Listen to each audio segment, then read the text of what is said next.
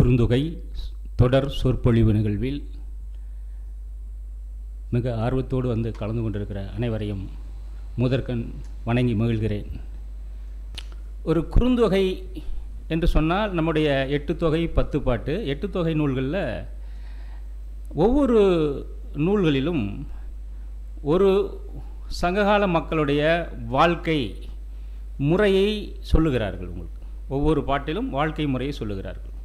இந்த 5 திணை என்று சொல்லும்போது அந்த 5 திணை அன்றைக்கு இருந்த தமிழ்நாட்டின் தமிழ் மக்களின் வாழ்க்கையை சொல்லக்கூடிய பாடல்கள். ஒட்டுமொத்தமான ஒரு வாழ்க்கையை காட்சிப்படுத்துகிறார்கள்.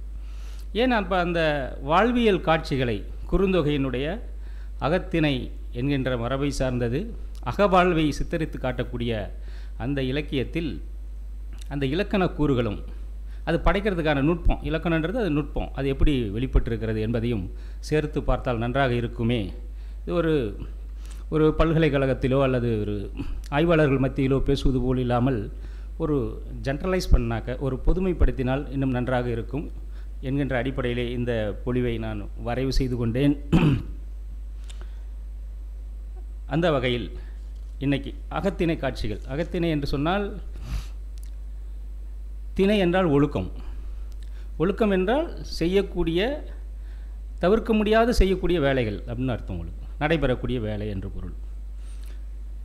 அந்த திணையிலே களவு ஒழுக்கம் கற்பு ஒழுக்கம் 2 உண்டு. களவும் கற்பும் 2. அந்த களவிலும் கற்பிலும் என்ன நடைபெறுகிறது, அந்த களவு வாழ்க்கையிலே இந்த 5 திணையிலும் எப்படி நடைபெறுகிறது. கற்பு வாழ்க்கை என்றால் எல்லோரும் ஒத்துக்கொண்டு திருமண வாழ்க்கையை மேற்கொள்ளக்கூடியது கற்பு. கற்பு என்ற சொல்லுக்கு ஒழுக்கம் என்றுதான் பொருள். கற்பு என்ற சொல்லுக்கு ஒழுக்கம் என்பதுதான் பொருள். ஆகவே களவு வாழ்க்கை, காதல் வாழ்க்கை என்றாலே களவு இருக்கும். உங்களுக்கு களவுன்னா களவும் கற்று மற என்று நம் பெரியோர்கள் சொல்லியிருக்கிறார்கள். அகவாழ்க்கை என்றால் களவிலே தொடங்குகிறது, கற்பிலே முடிகிறது. அந்த வகையில் இந்த பொழிவை அமைத்துக் கொள்கிறேன். இதில் அந்த காலத்தில் நமக்கு அவங்க இந்த பாடலாம் எழுதிட்டாங்க, பின்னாடி அதை புரிந்து கொள்வதற்கு சிக்கல் வருகிறது. அப்பொழுதுதான் தொல்காப்பியர் வந்து இலக்கணம் செய்கிறார். ஏன் இலக்கணம் செய்ய வேண்டியது இருக்குது அப்படின்னா, அவங்க புரிஞ்சிக்க வேண்டியது இருக்குது, இல்லைன்னா அவங்க யாருக்கோ ஒருத்தருக்கு அறிமுகப்படுத்துகிறாங்க. இப்போ நம்ம வீட்டிலே இல்லறத்திலே திருமணம் நடக்கிறது என்று சொன்னால் நம்ம உறவினர்கள்லாம் இருப்பாங்க, அதில் முக்கியமான உறவினர்கள் இருப்பாங்க. புதிதாக வந்திருக்கிற ஒரு உறவினர்களை கூப்பிட்டு வந்து இவர் இன்னார் என்று அறிமுகப்படுத்துவோம். ஏன்னா அவங்களுக்கு தெரியாது. அப்படி ஒரு இலக்கணம் செய்கின்ற தேவையை எப்பொழுது வருகிறது என்று சொன்னால், அது இன்னொருத்தருக்கு சொல்ல வேண்டிய கடமை இருக்கிறது, அதில் தேவை இருக்கிறது. அப்பொழுது தான் அந்த இலக்கணம் செய்ய வேண்டியது இருக்கிறது. இது இப்படிப்பட்டது என்று தெரிந்து கொள்ள வேண்டியது இருக்கிறது. ஒன்று இல்லை என்றால் அவர்களே அந்த நிலையை கடந்து இன்னொரு நிலைக்கு செல்ல வேண்டியது இருக்குது. அப்போ ஏற்கனவே நம்ம ஊரில் என்ன நடந்தது, நம்ம வாழ்க்கை எப்படிப்பட்டதாக இருந்தது அப்படி என்பதை தெரிந்து கொள்வதற்கும் அந்த முயற்சி தேவைப்படுகிறது. அப்படிப்பட்ட ஒரு இலக்கிய நூல், இலக்கண நூல் தான் தொல்காப்பியம். இந்த தொல்காப்பியத்தில் இந்த நூல் எதற்காக செய்யப்படுகிறது என்றால், யாருக்காக செய்யப்படுகிறது என்றால் என்பதையெல்லாம் அவருடைய முன்னுரையிலே சொல்லியிருக்கிறார். இதனுடைய எல்லை வடவேங்கடம், தென்குமரி, ஆயிடை, தமிழ் கூறும் நல்லுலகம், அதற்காக செய்யப்படுகிறது என்று சொன்னார். ஆகவே தமிழ்நாட்டினுடைய ஒரு நிலவியல் வரையறையை சொல்லிட்டு தான் அவர் ஆரம்பிக்கிறார்.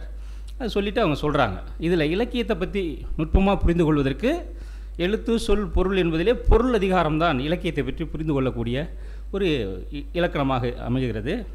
அதில் 5 திணை பற்றியும் பேசுகிறாங்க. இப்போ நாம் கற்பு களவு கற்பு என்று சொல்லுகிறோம் உங்களுக்கு. அதில் இந்த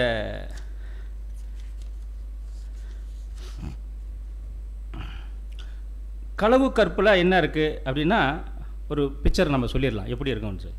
தலைமக்கள் சந்திக்கிறாங்க, 2 பேரும் எப்படி சந்திக்கிறாங்க அப்படிங்கிறத சந்தித்து உறவு ஏற்படுது. நம்முடைய பழைய திரைப்படங்களில், எம்ஜிஆர் காலத்து திரைப்படங்களில் இந்த காட்சிகள் இருக்கும் உங்களுக்கு. தலைவன் தலைவி 2 பேரும் எப்படி சந்திக்கிறாங்க அப்படின்னா, இந்த பழைய வரலாற்று படங்கள் பூராமே இந்த காட்சியை வச்சுருப்பாங்க. அவங்க வந்து தலைவி வந்து எங்கேயாவது காட்டில் இருப்பாங்க, திணைப்புணத்துலேயோ எங்கேயாவது இருப்பாங்க. அவங்க ஏதாவது ஒரு வேலை செஞ்சுட்டு இருப்பாங்க, தண்ணியிலலாம் ஆற்றுல நீராடிட்டு இருப்பாங்க. அப்போ ஒரு ஆபத்து வரும், அப்போ வந்து எம்ஜிஆர் காப்பாற்றுவார். இது குறிஞ்சிப்பாட்டு என்கின்ற பாட்டிலே அமைகின்ற ஒரு காட்சி. இந்த குறிஞ்சிப்பாட்டுன்றது பெரியது. ஆனால் இந்த குறிஞ்சிப்பாட்டு அமைவதற்கு முன்பு இந்த தொகை பாடல்கள், சின்ன சின்ன பாடல்கள் அமைகிறது. அதுதான் எடுத்து மறுபடியும் பின்னாடி காட்சி ஒட்டுமொத்தமாக தொகுத்து பார்க்குறாங்க. மறுபடி இந்த இலக்கணம் எப்படி இதையெல்லாம் ஆராய்ச்சி செய்கிறதோ அது மாதிரி 10 பாட்டு என்பது இந்த 8 தொகையில் இருக்கக்கூடிய நூல்களில் இருக்கக்கூடிய தனித்தனி பாடல்கள் எல்லாமே 5 அடி, 4 அடி சிற்றெல்லை, 3 அடி சிற்றெல்லை, பேரெல்லை அகநானூற்றில் அதிகமாக இருக்கும், பரிபாடலில் பெருசாக இருக்கும். பரிபாடல் பின்னாடி வந்த நூல்னு சொல்லுவாங்க. பேரெல்லை இருக்கிறது. இதையெல்லாம் தொகுத்து ஒரு பாட்டாக பார்க்கிற மரபு பின்னாடி வந்து விடுகிறது.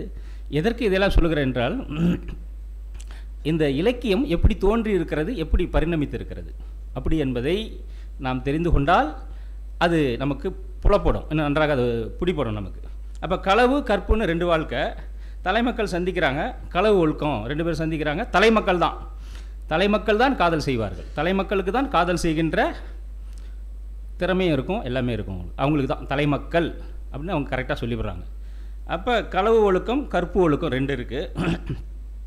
அப்போ களவு ஒழுக்கத்தில் என்ன பண்ணுவாங்க, சந்திச்சிருவாங்க, அப்புறம் திரும்ப சந்திப்பாங்க. திரும்ப சந்திக்கிறது எப்படி நடக்குது, சந்தித்த பிறகு சந்திப்புக்கு உடனே வீட்டில் தெரிஞ்சு போயிடும். இன்றைக்கி இருக்கிற மாதிரி நிலைமை தெரிஞ்சால் என்ன பண்ணுவோம், வீட்டிலே அடைச்சிருவாங்க அவங்களுக்கு. அப்போ அதை அந்த காவலெலாம் எப்படி மீறுறாங்க அவங்க, இல்லை அந்த காவலில் இருந்து அவங்க எப்படி பார்க்க முயற்சி பண்ணுறாங்க அப்படிங்கிற மாதிரியான ஒரு போக்கு தொடருது உங்களுக்கு. அப்போ அதில் தனிமைப்பட்டு இருக்கக்கூடிய தலைவி என்னவா நினைக்கிறாங்க, அந்த தவிப்பை எப்படி சொல்கிறாங்க, இதெல்லாம் இலக்கியத்தில் தான் சொல்லப்படுகிறது, இலக்கியமாக சொல்லப்படுகிறது. அப்போ அவங்களுக்கு வந்து உடம்பு சரியில்லாத போகும், துன்பப்படுவாங்க. அது பசலை என்று சொல்லுவார்கள். ஏன்னா உடல் மெலிந்து போகும், களை இழந்து போயிடுவாங்க. அவங்களுக்கு தனிமையாக இருப்பாங்க, அவங்கள பற்றி நினைப்பாங்க. அப்போ வந்து அந்த ஊர் அப்போ இருக்கிற பழக்கத்தின் பிறகு வேலன் வெறியாட்டு அப்படின்னு நடக்கும். உங்களுக்கு வேலனை அழைத்துட்டு வந்து அவங்க வந்து குறி சொல்லுவாங்க. அந்த முதுவேலன்னு பேர் அவனுக்கு. அந்த ஊரில் மூத்தவனாக இருக்கக்கூடியவர், ஒரு பிறருடைய மனதிலே இருக்கக்கூடியதெல்லாம் தெரிந்து கொள்ளக்கூடியவர்.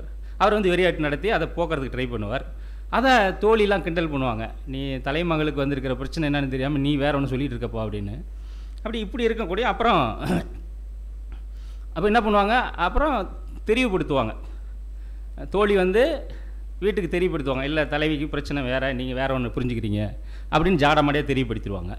அப்போ ஒன்று கல்யாணம் பண்ணி வைப்பாங்க, கல்யாணம் நடக்கும். இது கற்பு வாழ்க்கை. அப்புறமா கற்பு வாழ்க்கை என்றால் எல்லோருக்கும் தெரிந்த அப்படின்ற பொருள், எல்லாரும் ஊரார் ஒத்துக்கொள்ளப்பட்ட, அது கற்பு வாழ்க்கை. அப்புறம் என்ன பண்ணுவாங்க, கற்பு வாழ்க்கைக்கு வந்த பிறகு 2 பேரும் இனிதியாக வாழ்வாங்க. அப்புறமும் அவங்க வாழ்க்கை நடத்துவதற்கு தலைவர்கள் என்ன பண்ணுவோம், பொருள் தேட போகணும், இல்லைனா போருக்கு போகணும், இல்லைனா கற்றல், ஏதாவது பிரிவு இருக்கும். அந்த பிரிவு காலத்திலே தலைவி எப்படி காத்திருக்காங்க வீட்டில், அதில் இருக்கிற இடர்பாடுகளாக என்ன அப்படின்றத சொல்கிறாங்க. மறுபடி தலைவன் திரும்புதல், அது குறித்த காலத்தில் வருவான், இல்லை வராமலும் போயிடுவான். அதில் வரக்கூடிய இடர்பாடுகள், அதில் இருக்கக்கூடிய கஷ்டங்கள், இதெல்லாம் வந்து திரும்ப சொல்லுவாங்க. அப்படி தலைவன் திரும்புகின்ற ஒரு காட்சி. இதுவே மருதத்திணைன்னு வச்சுங்களேன். மருதத்திணைன்னு பார்த்தீங்கன்னா அவன் பரத்தையர் பிரிவுன்றது இருக்கும் உங்களுக்கு. பரத்தையர் பிரிவு அது வந்து பிரிவு, பரத்தையர் ஒழுக்கம்னு சொல்லியிருக்காங்க. எப்படி களவு ஒழுக்கமோ பரத்தையர் ஒழுக்கம் தான் அது. பரத்தமைனா அவங்களுக்கு ஆசை நாயகி, ஆசை கிளத்தி. நம்ம பின்னாடி வந்த இந்த காலத்தில், மத்திய காலத்தில் கூட அந்த மாதிரி இருப்பாங்க. பண்ணையாருக்குன்னா ஒரு வீட்டில் ஒரு பெரிய வீடு இருக்கும், இன்னொரு சின்ன வீடு இருக்கும் உங்களுக்கு. அது ஏன் அப்படி இருக்குதுன்றதை யோசிச்சு பார்க்கணும். அது இருக்குது, அது ஏன் இருக்குதுன்றதை நம்ம யோசிக்கணும். ரொம்ப சிறுமைப்படுத்தவும் கூடாது. அது ஒரு நடந்திருக்குன்னா அது ஏன் இருக்குது, ஆய்ந்து பார்க்குற காலகட்டத்தில் தான் நம்ம இருக்கோம். நம்ம இப்போ வந்து அவசரப்படவும் கூடாது, சிறுமைப்படுத்தவும் கூடாது. எதையுமே ஏன் அப்படி இருந்தது அப்படிங்கிறது நிதானிக்கிற ஒரு காலம் நம்மளுது. அதனால் அதை பற்றி யோசித்து பார்க்கலாம். அப்புறம் வாயில்கள், தலைவன் பரத்தையர் பிரிஞ்சுட்டு திரும்பி வந்தானா வாயில்கள்னு சொல்லுவாங்க. அவங்கள சேர்றதுக்கு தலைவி தோழி வந்து கேட்பாங்க, வரான் அவன் இந்த தப்பு பண்ணி தான் சொல்கிறான், என்ன பண்ணலான்னு. தலைவி அதை ஒத்துக்கலாம், இல்லை ஒத்துக்காமல் இருப்பாங்க. அப்புறம் சண்டை போட்டு சேர்ந்துருவாங்க, ஆற்றுப்படுத்திடுவாங்க. இந்த மாதிரி இருக்கும். பிறகு இந்த இல்வாழ்க்கை எப்படிப்பட்டது அப்படின்னு சொல்லி முடிச்சிடுறாங்க. அப்போ களவில் தொடங்கி இந்த வாழ்க்கை எப்படி போய் முடியுது அப்படின்றத ஒரு காட்சி சின்ன சின்ன பாடல்களில் 4 அடி முதலாக 8 அடி வரையிலமாக இருக்கக்கூடிய பாட்டு தான் இந்த குறுந்தொகை என்று. இந்த குறுந்தொகையே நல்ல குறுந்தொகைன்னு சொல்லியிருக்காங்க. அதிகமாக இலக்கண புலவர்கள் மேற்கோள் காட்டியிருக்காங்க. இலக்கணவாதிகள் அதிகமாக வந்து அந்த இலக்கியம் பயிலப்பட்டிருக்கிறது. இன்றைக்கும் நம்ம இல்லங்களிலே அதெல்லாம் பயிலப்பட்டால் நன்றாக இருக்கும். நமக்கு ஒரு இலக்கிய செழுமை இருக்குது. நம்ம வீட்டில் வந்து இலக்கியம் பற்றி பேசுகிற ஒரு காலகட்டத்துக்கு வந்துட்டோம். எல்லாருமே படித்தவங்களாக மாறிட்டோம். நம்ம இப்போ படிச்சிருக்கோம், கல்வி கற்றவங்களாக இருக்கோம். அப்போ அறிவு என்ன பண்ணோம்னா எல்லா இடத்துலையும் இருக்கணும், அறிவுக்கு பஞ்சம் இருக்கக்கூடாது. நம்ம முகப்பிலேயே அறிஞர் அண்ணா அவர்கள் சொல்லியிருக்கிறார், அடிப்படை வாழ்க்கை தேவை முடிந்து விட்டால் அடுத்தது நமக்கு ஒரு சின்னதாக ஒரு நூலகம் ஒன்று வேணும் வீட்டில். அப்படிங்கிற கட்டத்துக்கு வந்துட்டோம். நம்ம இப்போ ஒவ்வொருத்தரும் ஒரு நூலகத்தை உண்டாக்கி கொள்ள வேண்டும், இலக்கியங்களை படிக்க வேண்டும், தெரிந்து கொள்ள வேண்டும். வாழ்க்கை நம்ம முன்னாடி இருக்கக்கூடிய பல்வேறு இன்னல்களுக்கெல்லாம் விடையை அது தரக்கூடியதாக இருக்கும் என்று கட்டாயமாக நம்புகிறேன். அந்த வகையில் சில பாடல்களை, இந்த காட்சிகளை மட்டும் சொல்லிவிட்டு இருக்கிற டெக்னிக்காக சில விஷயங்களை எப்படி பண்ணுறாங்கன்றதுன்னு பார்க்கலாம். இந்த அடிப்படையிலே தான், இந்த ஐந்திணை வாழ்க்கையில் இருக்கக்கூடிய அடிப்படையிலே தான் சிலப்பதிகாரமும் வச்சுருக்காங்க. உங்களுக்கு இந்த ஐந்தினை விட்டுறவே இல்லை. சிலப்பதிகாரத்திலேயே நாடு காண்காதை, காடு காண்காதை, புறஞ்சேரி இருந்த காதை, எல்லாமே இந்த ஐந்தினை வந்து இடமிடும். உங்களுக்கு ஒரு பாடுறதுக்கான ஒரு அடிப்படையை உருவாக்கிட்டாங்க. அதான் கிளாசிக்கல் சொசைட்டி. கிளாசிக்கல்னால் அதுக்கு அடுத்து வரக்கூடிய ஒரு வளர்ச்சிக்கான அடிப்படைகளை பூரா ஏற்படுத்தியிருப்பாங்க உங்களுக்கு. அதுக்கு பேர் தான் கிளாசிக்கல்னு பேர். செம்மை அடைஞ்சிருச்சு. இனிமேல் நீங்கள் அதிலிருந்து நீங்கள் எல்லாத்தையும் எடுத்துக்கலாம். நீங்கள் அந்த மாதிரியான ஒரு வளர்ச்சி சங்க சமுதாயம் உண்டாக்கிவிட்டது. அப்படிப்பட்ட அந்த இலக்கியத்தை பின்னாடி சிலப்பதிகாரத்தையும் பார்க்கலாம்.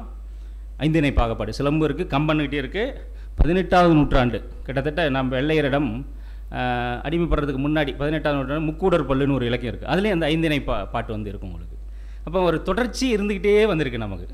அந்த மாதிரி இருந்த ஒரு இடையில் இப்போ தான் நமக்கு ஒரு தடை. மறுபடியும் நாம் சுதந்திரத்துக்கு பிறகான சுதந்திர போராட்டம், சுதந்திரத்துக்கு பிறகான ஒரு மீண்டு எழுதல், மீட்சி என்பது தேவை. அந்த வகையிலே இந்த நிகழ்ச்சி நமக்கு தேவைப்படுகிறது. அந்த வகையில் ஒரு எப்படி அந்த இலக்கியங்களை பார்க்கலாம். நம்ம ஒரு வெறும் ரொம்ப நுட்பமாக இல்லாமல் ரொம்ப ஒரு நீங்கள் போய் பார்த்தா புரிஞ்சுக்கலாம். நீங்கள் தெரிஞ்சவங்க வந்திருப்பீங்க, ஆசிரியர் பெருமக்கள் வந்திருப்பீங்க, கற்றவங்க வந்திருப்பீங்க. இருந்தாலும் கூட இந்த செய்தி எப்படி இருக்குன்னா ரொம்ப ஜென்ரலைஸ் பண்ணப்பட்டதாக, பொதுமைப்படுத்தப்பட்டதாக இருக்கிறது நல்லது. அந்த மாதிரி கொண்டு போய் சேர்க்கணுன்றதான் எண்ணம். குறிப்பாக கவிதை படைப்பதில் கவிதை அவங்க எப்படி படைக்கிறாங்கன்னா அதுக்கு சில நுட்பங்கள்லாம் இருக்குது. அடிப்படையெல்லாம் உருவாக்கிட்டாங்க. யாப்பு உருவாக்கிட்டாங்க, அடின்னு பேசுகிறாங்க, சீர்னு பேசுகிறாங்க. அந்த அடிப்படை அழகுகள்லாம் உண்டாக்கிட்டாங்க. அந்த அடிப்படையில் அதில் இந்த கவிதை படைக்கிறதுக்கு ரொம்ப அடிப்படை வந்து ஓமைகள் ரொம்ப முக்கியமானது. ஓமை இல்லைன்னா கவிதை வராது. ஓமைன்றதே புரிஞ்சுக்கிறது ரொம்ப நுட்பமான விஷயம். கிறிஸ்துக்கிட்ட கேட்பாங்க வந்து அவங்க சீடர்கள்லாம். பைபிளில் ரொம்ப ஃபேமஸான ஒரு வசனம் இருக்குது. நீங்கள் ஏன் எப்போ பார்த்தாலும் ஊமையை கையாண்டுறீங்க அப்படின்னு கேட்பாங்க அவர்கிட்ட வந்து. நீ ஏன் வந்து நேரடியாக சொல்ல மாட்டேங்கிற, ஏன் ஊமையை கையாளுறம்பாங்க உங்களுக்கு. ஊமையாக பேசும்போதே 3 வருஷத்தில் பிடிச்சிட்டாங்க அவரை. இன்னும் நேரடியாக பேசியிருந்தானா தொடக்கத்திலே பிடிச்சி போட்டிருப்பாங்க அவர். அதனால் இலக்கியம் தான் அவர் பேசுகிறது, இலக்கியம் தானே. அப்போ ஊமையாக கையாளுவாங்க. ஊமையை கையாளுதல் என்பது ரொம்ப முக்கியமானது இலக்கியத்தில், கவிதையில். கவிதைக்கு ரொம்ப ஊமை முக்கியமானது. அந்த வகையில் ஊமைகள் நம்ம இதில் சங்க பாட்டில் என்ன இருக்குதுன்னா உள்ளுரை இறைச்சின்னு 2 சொல்கிறாங்க. ஊமை இருக்கும், போல, புறைய, மான. அது போல என்று ஒரு உருவு வந்தால் அது ஊமை. புலி போல பாய்ந்தான் அப்படின்னா அது போலங்கிற உருவு வந்துருச்சுன்னா ஊமை அது. ஆனால் அந்த போலங்கிற உருவு வராமலே சொல்லக்கூடிய நுட்பம் இருக்குது. அதுக்கு பேர் உள்ளுரைன்னு பேர். அது நீ வந்து புரிஞ்சுக்கணும், படிக்கும்போது புரிஞ்சுக்கணும். நீங்கள் அந்த நிகழக்கூடிய சம்பவம், நிகழக்கூடிய நிகழ்ச்சி, அந்த நிகழ்ச்சிக்கு முன்ன பின்ன போய் பார்க்கணும் நீங்கள். அப்போ அந்த பாட்டு புரியும் உங்களுக்கு. அந்த நிகழ்ச்சி, அந்த பாட்டிலேயே அந்த எல்லா விஷயமும் இருக்காது.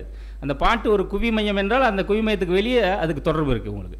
அப்போ அப்படிப்பட்ட இந்த உள்ளுரை இறைச்சி அப்படிங்கிறத 2 விஷயத்தை வந்து சொல்கிறாங்க. நம்ம பார்க்கலாம். அந்த பாட்டு, சில பாட்டு சொல்லிட்டு பார்த்தோம்னா அது இன்னும் நமக்கு புலப்படும் எளிதாக. சரி, இப்போ இன்னைக்கு தலைமக்கள் முதல்ல சந்திக்கிறாங்க, ஒன்றாகிறாங்க 2 பேரும். அங்கே எங்கே நடக்கும்னா குறிஞ்சி நிலத்திலே நடப்பதாக பின்புலம் வச்சுக்குவாங்க உங்களுக்கு, ஒன்றாதல். அது குறிஞ்சி நிலத்தில் வந்து சிறுபொழுது என்னென்னா யாமம், வைகரை, இதெல்லாம் நள்ளிரவு, அதிகாலை. எந்த அது சிறுபொழுது பெரும்பொழுது 2ஆக பிரிச்சுருப்பாங்க. அப்போ இலக்கணத்தில் பெரும்பொழுது சிறுபொழுது. இந்த பெரும்பொழுது என்னென்னா ஒரு வருடத்தை 6ஆக பிரிச்சுருப்பாங்க. அது பெரிய பொழுது. பொழுது என்ற என்னென்னா காலம், காலம் என்ற என்னென்னா செயல் அப்படின்னு அர்த்தம் உங்களுக்கு. எந்த டைமில் செயல்படுறாங்க, எந்த டைமில் செயல் நடக்குது அப்படின்றது தான் இந்த பொழுதுன்றது. முதல் கருவுரின்றது முக்கியமான 3 பொருள். முதல் பொருள்னால் இடம்.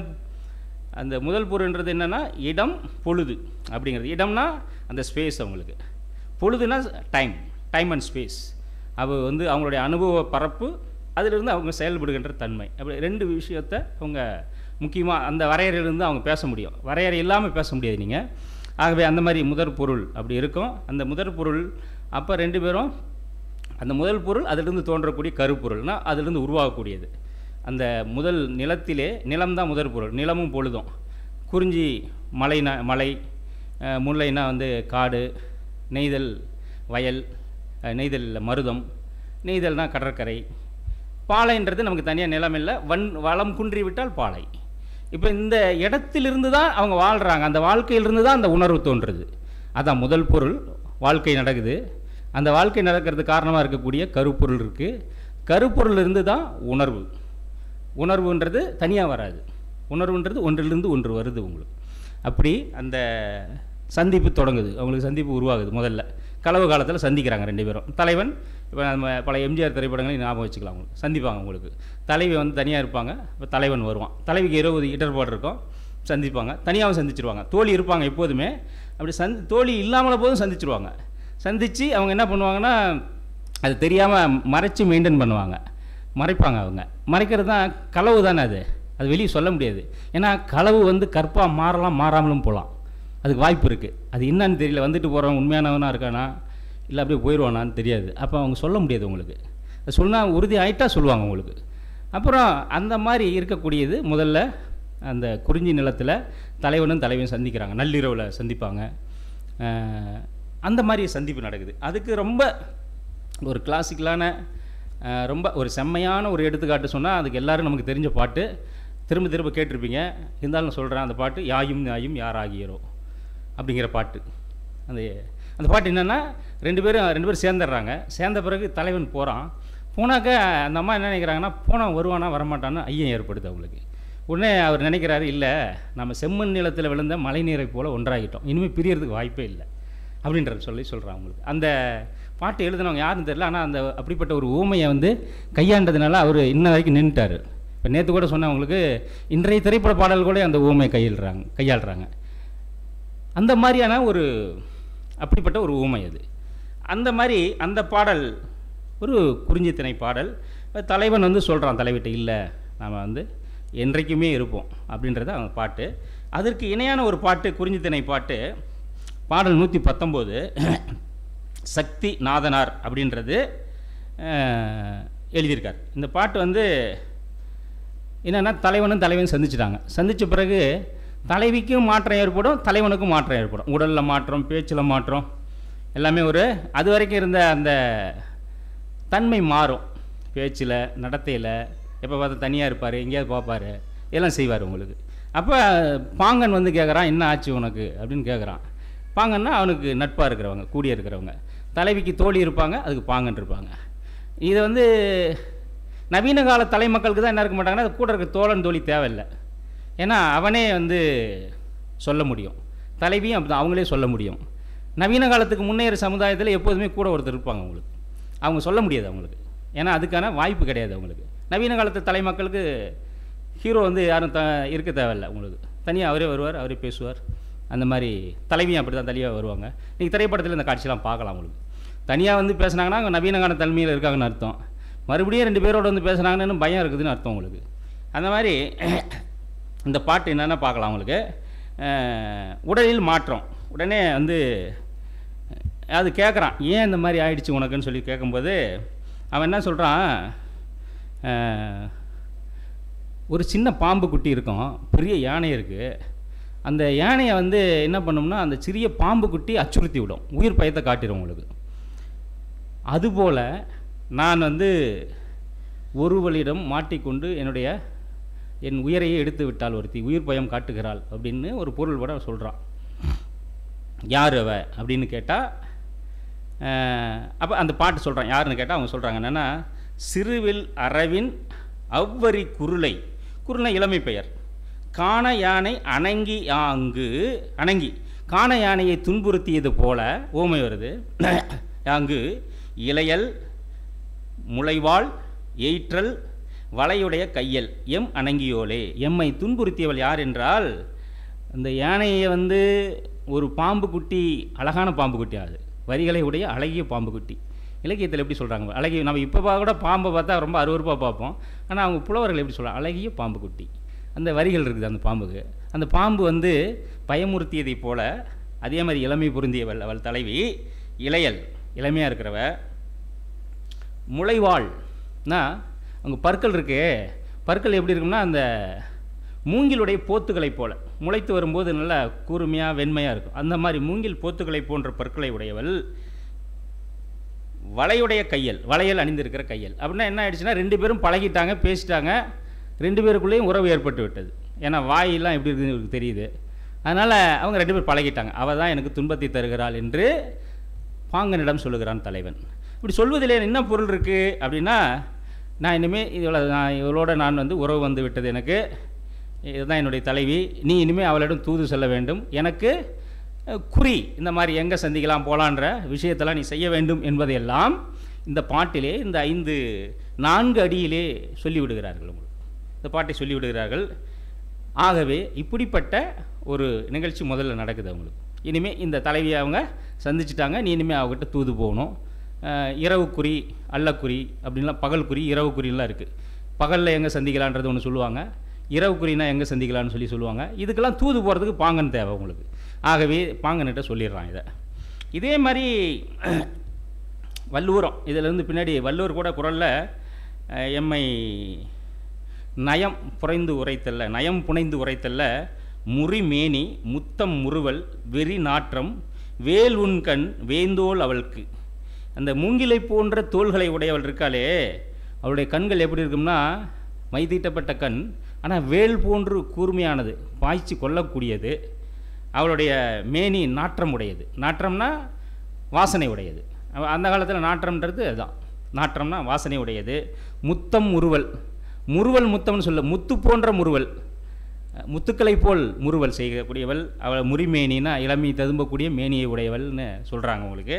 அதோடு அதே போல் இந்த பற்களை பற்றி இன்னொரு பாட்டிலும் கூட வள்ளுவர் சொல்லுவார், பாலோடு தேன் கலந்தற்றே பனிமொழி வால் எயிறு ஊறிய நீர். அவங்க 2 பேரும் களவில் அவர் 2 பேரும் சந்தித்த பிறகு, அவங்களுக்கு உறவு ஏற்பட்ட பிறகு, அவளுடைய வாயிலிருந்து வரக்கூடிய நீரானது பாலோடு தேன் கலந்ததை போல் இருக்கிறது என்று எவ்வளோ ஒரு நுட்பமான ஒரு உணர்வை வந்து சித்தரிக்கிறாங்க அப்படின்றது நமக்கு தெரிகிறது. அவங்க 2 பேரும் சந்திச்சிட்றாங்க அவங்க. இப்போ நமக்கு முன்பே சொல்லது போல் இந்த ஊமையை கையாளக்கூடிய ஊமை அதில் கையாண்டிருக்காங்க. ஊமைன்னு சொன்னால் உங்களுக்கு தெரியும். உங்களுக்கு இதில் உள்ளுரை அப்படிங்கிறத நம்ம பின்னாடி பார்க்கலாம், இறைச்சி என்பது 2 பார்க்கலாம். உள்ளுரைன்றது என்னென்னா, நம்ம தலைவிக்கு ஒரு கருப்பொருளை ஒட்டியே சொல்லுவாங்க. உங்களுக்கு கருப்பொருளை ஒட்டி அங்கே நடக்கக்கூடியது இது மாதிரி நான் அவங்க போகலான்னு சொல்ல மாட்டாங்க. இறைச்சின்றது இன்னும் நுட்பமானதாக இருக்கும். அந்த இறைச்சி எப்படின்றது அதுக்கு பாட்டு வரும்போது சொல்கிறேன் நான். இப்போ ஒரு இறைச்சிக்கு வேணும்னா ஒரு பாட்டு ஒன்று பார்க்கலாம்.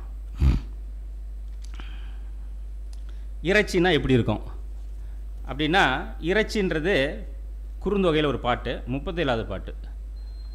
நசை பெரிது உடையர் நல்களும் நல்குவர் பிடிபசி கலைய பெருங்கை வேலம் மென்சினை யா அம் புளிக்கும் அன்பின் தோழி அவர் சென்றாரே. நீங்கள் இதில் பாலை பாடிய பெருங்கடுங்கோ பாடியிருக்கார். இதில் என்னென்னா, தோழி வந்து தலைவிட்ட சொல்கிறாங்க, தலைவன் கட்டாயம் வந்து விடுவான், நீ கவலைப்படாத அப்படின்னு ஆற்றுப்படுத்துகிறாங்க. ஆற்றுப்படுத்துனா இந்த மாதிரி கவலைப்படாது இரு. ஏன் அப்படின்னா, இவன் நசைப்பெரி, நம்ம விருப்பமானவன், ரொம்ப விருப்பமானவன், திரும்ப வந்து நமக்கு நல்லதை தரக்கூடியவன், நல்குவான், நல்லதை நல்லக்கூடியவன். ஏனென்றால் அவன் சென்ற காடு எப்படி என்றால் பிடிப்பசி, ஒரு பெண் யானைக்கு பசி வந்துருச்சு. காடு பாலை நிலம், இந்த பாலை நிலத்தில் தாகம், உங்களுக்கு முதல்ல தாகம் தானே உங்களுக்கு. அப்போ இந்த வேலம் என்ன சொல்லுது, ஆண் யானை என்ன பண்ணுதான், மென்சினை மென்மையான கிளைகளை உடையது, பாலை நிலத்தில் மென்மையான தன்மையுடைய நீரை வைத்திருக்கிற யா அப்படிங்கிற ஒரு மரம் இருக்குது. அந்த மரத்தில் பட்டையை உரிக்குமா, பட்டையை பொழிக்கும், பட்டையை உரித்து அதில் இருக்கிற தண்ணீரை தன்னுடைய பெண் யானைக்கு கொடுக்குமா. அது இந்த காட்சியை தலைவன் பார்ப்பான் காட்டு வழியாக போகும்போது. அப்போ என்ன நினைப்பான், அவன் நம் தலைவியை நினைப்பான், நம்ம தலைவியும் இப்படி தான் இருப்பா அப்படின்னு நினைத்து கட்டாயமாக வந்து விடுவான் அப்படின்னு இருக்குது. இது எங்கேயும் தலைவிக்கு சொன்னதாக எங்கேயுமே இல்லை, போலங்கிற ஒரு உறுப்பு இல்லை. ஆனாலும் கூட இது போலன்ற உறுப்பு வராது. இறைச்சி என்றால் இந்த காட்சியை பார்த்த வேளையிலேயே கட்டாயம் திரும்பி வந்து விடுவான் என்று ஒரு நுட்பத்தை, இலக்கிய நுட்பத்தை சொல்லுகிறார்கள். இது இறைச்சி, அந்த சொல்லக்கூடிய ஒரு நிகழக்கூடிய ஒரு காட்சி இருக்குது. யானை பட்டையை உரித்து கொடுக்குது, அவ்வளோதான் நம்மக்கிட்ட காட்டக்கூடிய காட்சி. அந்த காட்சி என்ன, எதை உணர்த்துகிறது என்றால், தலைவன் திரும்பி வந்து விடுவான். ஒரு பெண் யானையிடம் ஆண் யானை காட்டக்கூடிய அன்பை பார்த்த அவன் கட்டாயம் திரும்பி வந்து விடுவான் அப்படின்ற செய்தியை சொல்லுகிறார்கள். இப்படிப்பட்ட தன்மையில்தான் அந்த பாடல்கள் இறைச்சி என்கின்ற நுட்பத்தை பயன்படுத்தி இருக்கிறார்கள் என்று பார்க்கலாம். சரி, இப்போ இந்த இறைச்சி இந்த மாதிரி இருக்குது, உள்ளுரை இருக்குது, இதுன்னு ஊமைன்னு பார்த்துருக்கோம் நம்ம. ஊமை ரொம்ப முக்கியமானது. ஊமை தான், ஊமையினுடைய வெவ்வேறு வெர்ஷன், வெவ்வேறு வகை. அது ஊமைக்கிறதுனுடைய தன்மை நுட்பம் இருக்குது. இப்போ நம்ம காலத்தில் கூட ஊமை இருக்குது, உருவகம் இருக்குது. ஊமைன்றது எளிமையாக இருக்கும், உருவகன்றது இன்னும் கொஞ்சம் ஹைட்டண்ட், ரொம்ப மேம்பட்டது ஒன்று. உங்களுக்கு ரொம்ப நுட்பமான பொருளை தான் ஊமையை உருவகத்தை கையாளுவாங்க. அது மாதிரி இப்போ களவு தொடர்தல், இப்போ களவு ஒழுக்கத்தில் அவங்க 2 பேரும் சந்திச்சிட்டாங்க. சந்தித்த பிறகு அவங்க 2 பேரும் பெரிய கட்டாயமாக அவங்க வந்து இருப்பாங்கன்னு சொல்கிறாங்க. களவு தொடர்றாங்க. அப்போ இரவுக்குறி சந்திக்க வேணும். அவங்க 2 பேரும் இப்போ சந்திக்கணும். பகலில் சந்திக்க முடியாது, ஏன்னா ஊருக்குள்ளே எல்லாத்துக்கும் தெரிஞ்சு போயிடும். உங்களுக்கு இவங்க வந்து 2 பேரும் பார்க்குறாங்க, பேசுகிறாங்க அப்படின்னு அவங்க நினைப்பாங்க, சொல்லுவாங்க, எல்லாருக்கும் தெரிஞ்சு போயிடும். அப்போ என்ன பண்ணுறது, அதுக்கு பேர் அலர் அப்படின்னு சொல்கிறாங்க. எல்லாருக்கும் தெரியும், இந்த மாதிரி தலைவன் வந்து வரான் போகிறான், அந்த பொண்ணுகிட்ட பேசுகிறான் அப்படின்றதெல்லாம் தெரிஞ்சு போயிடும் உங்களுக்கு. அப்போ என்ன பண்ணால் இரவிலே சந்திக்கிறது அப்படின்னு அவங்க முயற்சி பண்ணுறாங்க.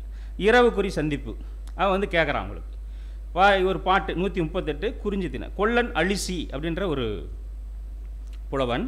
அவன் என்ன சொல்கிறான், இரவுக்குறி கேட்டான் தலைவன், தலைவியும் கொடுத்துட்டாங்க, சரி வா பார்க்கலான்னு. ஆனால் அவன் வந்து வரமாட்டேன்றான், வரல. அவன் எங்கேயும் நின்றுட்டான். அவன் நாங்கள் 2 பேரும் இரவுக்குறியில் இருந்தோம், நானும் தோழியும், நீ இன்னும் வரல, வராமல் போயிட்டியே, நீ இரவில் வா அப்படின்னு அவங்க சம்மதத்தை தெரிவிக்கக்கூடிய ஒரு பாட்டு.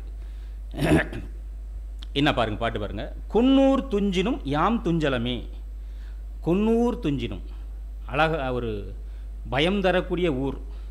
குன்னூர்னா பயம் கலந்த, எனக்கு அச்சத்தை தரக்கூடிய ஊர். ஏன்னா தலைவி காதல் வயப்பட்டாங்க, இனிமேல் அந்த ஊரே யாரை பார்த்தாலும் கொஞ்சம் பயமாக இருக்கும், தெரியுமோ அப்படின்னு நினைப்பாங்க. அதனால் அது கொன்னூர் துஞ்சினும் யாம் துஞ்சலமே. யாம்னா நானும் தோழியும் துஞ்சவில்லை. எம் இல் அயலது ஏழில் உம்பர் மயிலடி இளைய மாக்குருள் நொச்சி அணிமிகு மென்கொம்பு ஊழ்த்த மணிமருள் பூவின் பாடு நனி கேட்டே. நாங்கள் எம்முடைய இல்லத்துடைய பக்கத்திலே ஏழிலை அப்படின்னு பாலைன்னு ஒரு மரம் இருந்ததாகவும் வைத்துக்கொள்ளலாம், அல்லது 2-3 வீடுகள் தள்ளியும் என்று வைத்துக்கொள்ளலாம். அங்கே ஒரு நொச்சி மரம் இருக்குது. நொச்சி மரம் நம்ம மருது நிலத்தில் எங்கேயுமே இருக்கும், சென்னையில் நீங்கள் பார்க்கலாம். உங்களுக்கு அது கொத்தா பூத்திருக்கும், நீல வண்ணத்தில் இருக்கும். உங்களுக்கு சின்ன பூ தான், அது இவ்வளோ சின்னதான், நீங்கள் போய் பார்த்தீங்கன்னா தெரியும். அந்த பூ இவங்க 2 பேர் தூங்கிட்டு இருக்காங்க, படுத்துருக்காங்க.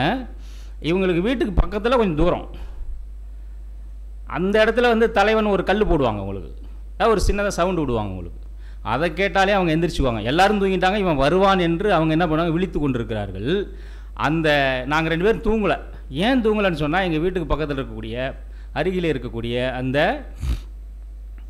நொச்சியினுடைய பூவானது, நீலவண்ண பூவானது விழுந்து கொண்டே இருந்தது. அந்த சத்தத்தை கேட்டு நானும் தலைவியும் உறங்கவில்லை அப்படின்னு சொல்கிறாங்க. இது வந்து என்னென்னா உள்ளுரை தான். ஏன்னா அந்த பூ எப்படி அழகான பூ, அது எப்படி விழுந்து விடுகிறதோ அது மாதிரி தலைவியினுடைய எழிலும் அழகும் காத்திருக்கு தலைவன் வருவதற்கு. அது இல்லாமல் போனதால் துயரப்படுது அப்படிங்கிறதையும் அவங்க சொல்கிறாங்க. ஆகவே நாங்கள் இரவுக்குறிக்கு நீ வரலாம், நாங்கள் விரும்புகிறோம், நீ ஏன் வராமல் இருக்கிற அப்படின்னு சொல்லி தலைவன் பக்கத்தில் இருக்கான். மறுநாள் காலையில் தான் பேசுகிறாங்க, அவன் கேட்டுக்கொண்டிருக்கிறான். அப்போ இவங்க ஜாடமாடையாக பேசுவதாக அமைந்த இந்த பாடல் இது கொல்லன் அழிசி. ரொம்ப அருமையான பாட்டு. நமக்கு இந்த பாட்டு தான் இப்போ தற்காலத்தில் கூட ஒரு சனம் தூங்கிடுச்சு, ஊத காற்றும் அடிச்சிருச்சு அந்த பாட்டு. இதனுடைய அடிப்படையில் தான் அவங்க எடுத்ததாக சொல்லுவாங்க. அந்த மாதிரியான ஒரு பாட்டு உங்களுக்கு. அப்போ இது வந்து உள்ளுரை, இதில் போலான்னு வரல. அந்த நிகழ்ச்சியை கேட்குறாங்க, உள்ளுரை ஒரு காட்சியை காட்டுவாங்க, 2ஐயும் தொடர்புபடுத்தி நம்ம புரிஞ்சுக்கணும். உங்களுக்கு இரவிலே வரலான்றதை அவங்க சொல்லிக்கிறாங்க. சரி, அடுத்து என்னது, தலைவன் மறுபடியும் வருவான். அவங்க இரவுக்குறியெலாம் வந்துட்டாங்க, சந்திப்பாங்க, பேசுவாங்க, போவாங்க, செய்கிறாங்க. ஆனால் களவு ஒழுக்கம் எவ்வளோ நாள் இருக்கணுன்றனா 3 மாதம் தான் இருக்கணும் உங்களுக்கு. 3 மாதத்துக்கு மேலே களவை நீட்டிக்கக்கூடாது. அப்போ அது வந்து கற்பாக மாறிடணும்.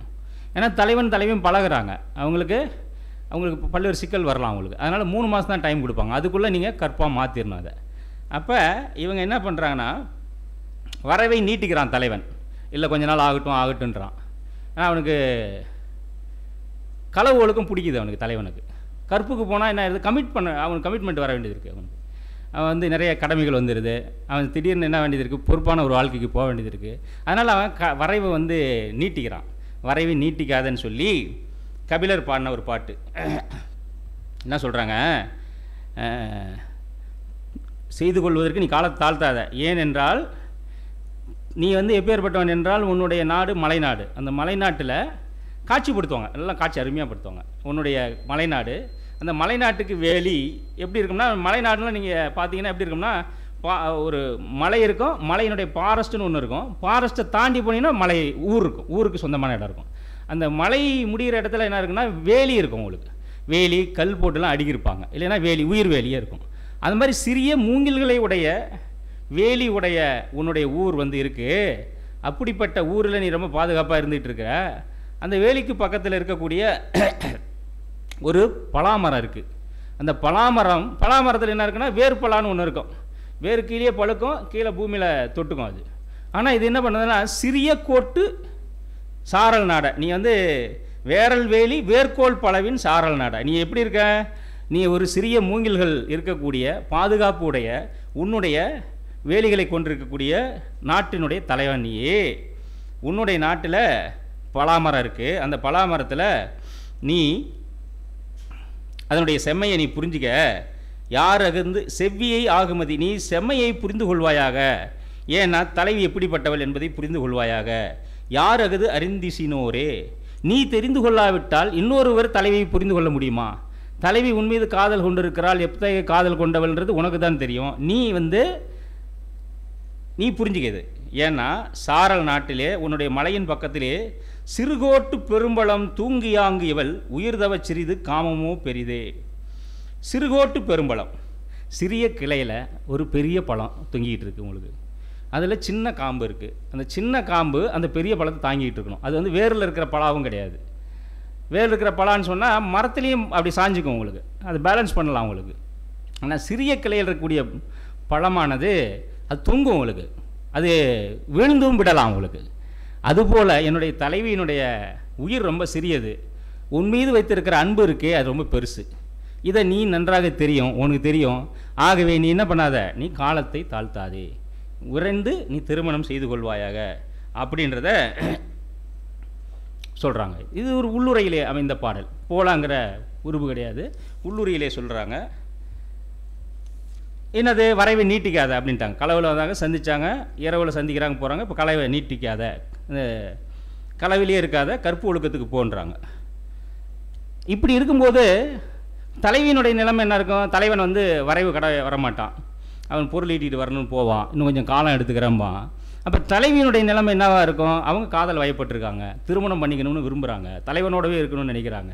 அப்படி இருக்கிற தலைவிக்கு எப்படி இருக்கும்னா துன்பமாக இருக்குது. எப்படி துன்பமாக இருக்குது அப்படின்னா, ஒரு பாலைத்தனை பாட்டு, வரைவை வந்து அவங்களால தாங்க முடியல, கல்யாணம் பண்ணிக்கணும்னு நினைக்கிறாங்க. அப்போ தோழிக்கு தலைவி வந்து சொல்கிறாங்க, நான் வந்து என்ன செய்யட்டும், நான் தலைவன் வந்து திருமணம் செய்துக்கல, ஆனால் நான் துன்பப்பட்டு கொண்டிருக்கிறேன். அது எப்படிப்பட்ட துன்பமாக இருக்குதுன்னா, இரவு நேரமாக இருக்குது, தென்றல் காற்று வருது. தென்றல் காற்று வந்துச்சுன்னா தென்றல் சுழன்று அடிக்கிறது. அப்படின்னா பருவகாலம் வந்துருச்சு, தென்றல் வந்துருச்சு, குளுமையான காற்று அடிக்கிறது. என் காதல் தலைவன் இல்லை கூட, துன்பமாக இருக்குது எனக்கு. இதனை பற்றி கொஞ்சம் கூட தெரியாமல் உறங்கி கொண்டிருக்கிறது இந்த ஊர். ஊர்னு சொன்னால் 4 பேர். தலைவிக்கு ஊர் யாருன்னா அவங்க அம்மா செவிலி, நற்றாய், செவிலித்தாய், இவங்க தான் ஊர். இவங்க இதை பற்றி கவலைப்படாமல் இவங்க பாட்டு தூங்கிக்கிட்டு இருக்கிறாங்க. அப்படின்னு இந்த மாதிரி இருக்கிற நிலைமையில் நான் என்ன செய்வது? முட்டுவதா, அவங்கள போய் முட்டுறதா, இல்லை தாக்கிறதா, ஏதாவது பொருளை வச்சு அடிக்கிறதா, ஏதோ ஒன்று சொல்லி ஏதாவது சொல்லி அப்படி ஆயிடுச்சு இப்படி ஓன்னு கத்துறதா, நான் என்ன செய்கிறது அப்படின்னு சொல்லி வருத்தப்படக்கூடிய ஒரு பாட்டு. இந்த மாதிரி அந்த பாட்டு, முட்டுவேன் கொள் தாக்குவேன் கொள் ஓரேன் யானும் ஓர் பெற்றி மேலிட்டு ஓல் என கூவுவேன் கொள் அலமரல் அசைவலி அழைப்ப என் உயவு நோய் அறியாது துஞ்சும் ஊர்க்கே. நான் பட்ட இந்த காதலுடைய வழியை கொஞ்சம் கூட நினைத்து பார்க்காமல் உறங்கி கொண்டிருக்கிற இந்த ஊராரை நான் என்ன செய்யட்டும் அப்படின்னு சொல்லி தலைவி வந்து புலம்புவதாக, அந்த கோபத்தை காட்டுவதாக சொல்லக்கூடிய பாடல். இப்போ தலைவி துன்பப்படுறாங்க, காதலில் தலைவனோட சேரணும்னு நினைக்கிறாங்க. தலைவி துன்பப்படுவது மட்டும் இல்லை, அவங்க தவிப்பாக இருக்காங்க, காத்திருத்தல். பருவ வரவின் கண் தோழிக்கு கிளத்தி உரைத்தது. பருவம் வந்துருச்சு. பருவம் வந்துட்டால் என்ன பண்ணும்? பருவம்லாம் எல்லாம் பருவகாலம் வந்துருச்சு. பருவகாலம் வந்தால் இயற்கையெல்லாம் பூக்குது, தளிர்க்குது, தளிர் விடுது, பூக்குது, முட்டுகள் விடுது, பறவைகள்லாம் முட்டையிடுது, குஞ்சுகள் பறிக்குது. இந்த மாதிரி இயற்கையில் என்ன நடக்குது, எல்லாம் புதிய செயல்பாட்டுக்கு போயிட்டாங்க. தலைவிக்கு காதல் வயப்பட்டாங்க, கல்யாணம் பண்ணிக்கணும். இப்போ இந்த காட்சியெல்லாம் சுற்றி பார்க்குறாங்க, இதெல்லாம் நடந்துக்கிட்டு இருக்கே, அப்போ எனக்கும் தானே திருமணம் நடக்கணும், எனக்கு நடக்கலையே அப்படிங்கிற ஒரு வருத்தத்தை சொல்கிறாங்க. என்ன தோழி, நீ வானம் மங்கும் நேரம் அந்தி என்கிறாய், அந்தி மாலை வந்து விட்டது, அந்தி வந்து விட்டது, நீ துன்பப்படுவாயே, தலைவன் இல்லையே என்று நீ சொல்லுகிறாய். அப்போது முல்லை மலரும், தலைவன் வருவதாக சொன்ன காலம் தான், முல்லை மலரும் போது நான் வந்துடுறேன், முல்லை பூக்கும், கார்காலம் வந்துருச்சு, முல்லை மலரும், நான் வந்து விடுவதாக சொன்ன காலம் வந்து விட்டதே என்று தோழிக்கு தெரியுது. கிளத்தி வருத்தப்படுவாளே, அந்த காலம் வந்து விட்டதே அப்படின்னு நினைக்கிறாங்க.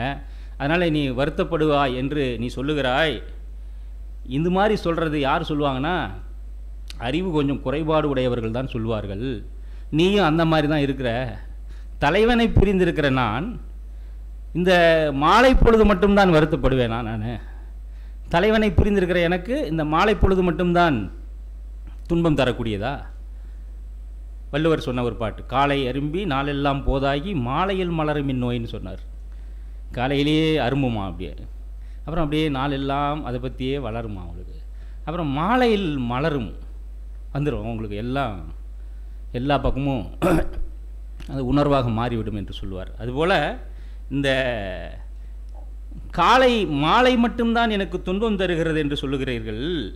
ஆனால் அந்த மாதிரி சொல்வது அறியாமை, மடமை. நீங்கள் கொண்டையுடைய சேவல் கூவும் காலை, கொண்டையுடைய சேவல், கொண்டையுடைய கோழி அப்படின்னு தான் கையாளுறாங்க. கோழின்னு சொன்னால் பெண் இதை குறிக்கும். அப்போ கொண்டையுடைய கோழின்னு அவங்க பயன்படுத்துகிறான் புலவன். கொண்டையுடைய கோழி வந்து சேவல், அது வந்து கூவுறது காலை. ஆனால் மாலை அது கூவுறது காலை மட்டும்தான் கூவுது, அது மட்டும்தான் காலை. அந்த காலை, பகல், மாலை என்பது எல்லாமே எனக்கு துன்பமாக இருக்கிறது. அது காலையிலேயே துன்பமாக தான் இருக்குது, பகலும் துன்பமாக தான் இருக்குது, மாலையும் துன்பமாக தான் இருக்கிறது அப்படின்னு சொல்லி அந்த காத்திருக்கிறதுனுடைய துன்பத்தை எடுத்து சொல்லுகிறார்கள். அந்த பாட்டு பாருங்க, சுடர் செல் வானம் சேப்ப படர் கூர்ந்து, சுடர் செல் வானம் சேப்ப, சுடர் சூரியன் காலை தோன்றி அது சென்று மாலையில் சிவக்கும்படியாக அதனுடைய படர் கூர்ந்து விட்டது. அது வந்து மாலை பொழுதிலே அது அதனுடைய ஒளியை மங்க செய்து கொண்டு சிகப்பாக மாறிக்கொண்டு இன்னும் கொஞ்ச நேரத்திலே இருள் வரப்போகிறது. எல்லரு பொழுதின் முல்லை மலரும், அந்த மாதிரி சூரியன் எல் இல்லாத காலத்திலே, சூரியன் மறையிற காலத்தில் நமக்கு முல்லை மலரும். அந்த பொழுதின் முல்லை மலரும் மாலை என்பனார், அதுதான் மாலைன்னு சொல்கிறாங்க. என்பனார் மயங்கியோரே, அவங்க அறிவில்லாதவர்கள் தான் அப்படி சொல்லுவார்கள்.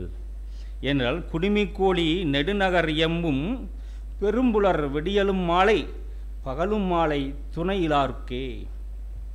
துணை இல்லாதவங்களுக்கு அது காலை பொழுதும் மாலை தான், பகலும் மாலை தான், எங்களுக்கு மாலை என்பது தனியாக ஒன்று இல்லை அப்படின்னு சொல்லி துணை இல்லாது இருக்கிறதுனுடைய துன்பம் எத்தகையது அப்படிங்கிறத அவங்க வந்து அந்த பாட்டில் வந்து சொல்கிறாங்க. தலைவனை பிரிந்து விட்டால் அது துன்பம் இடையராக இருக்குது, தலைவனோடு சேரணும், அதுதான் அவங்க வந்து அந்த தலைவி சொல்லக்கூடியது. இது வந்து இந்த பாட்டில் வந்து உள்ளுரையாகத்தான் இந்த பாட்டை வந்து சொல்கிறாங்க. நீங்கள் உணரணும், மாலைன்றது நேச்சுரலாக இருக்கக்கூடியது, ஆனால் என்னுடைய உணர்வு எப்படிப்பட்டதாக இருக்கிறது என்றால் அது மாலை பொழுதாகவே இருக்கிறது அப்படின்றத அவங்க சொல்கிறாங்க. சரி, இப்போ என்ன ஆகும், தலைவி வந்து துன்பப்படுறாங்க, தனியாக இருக்காங்க.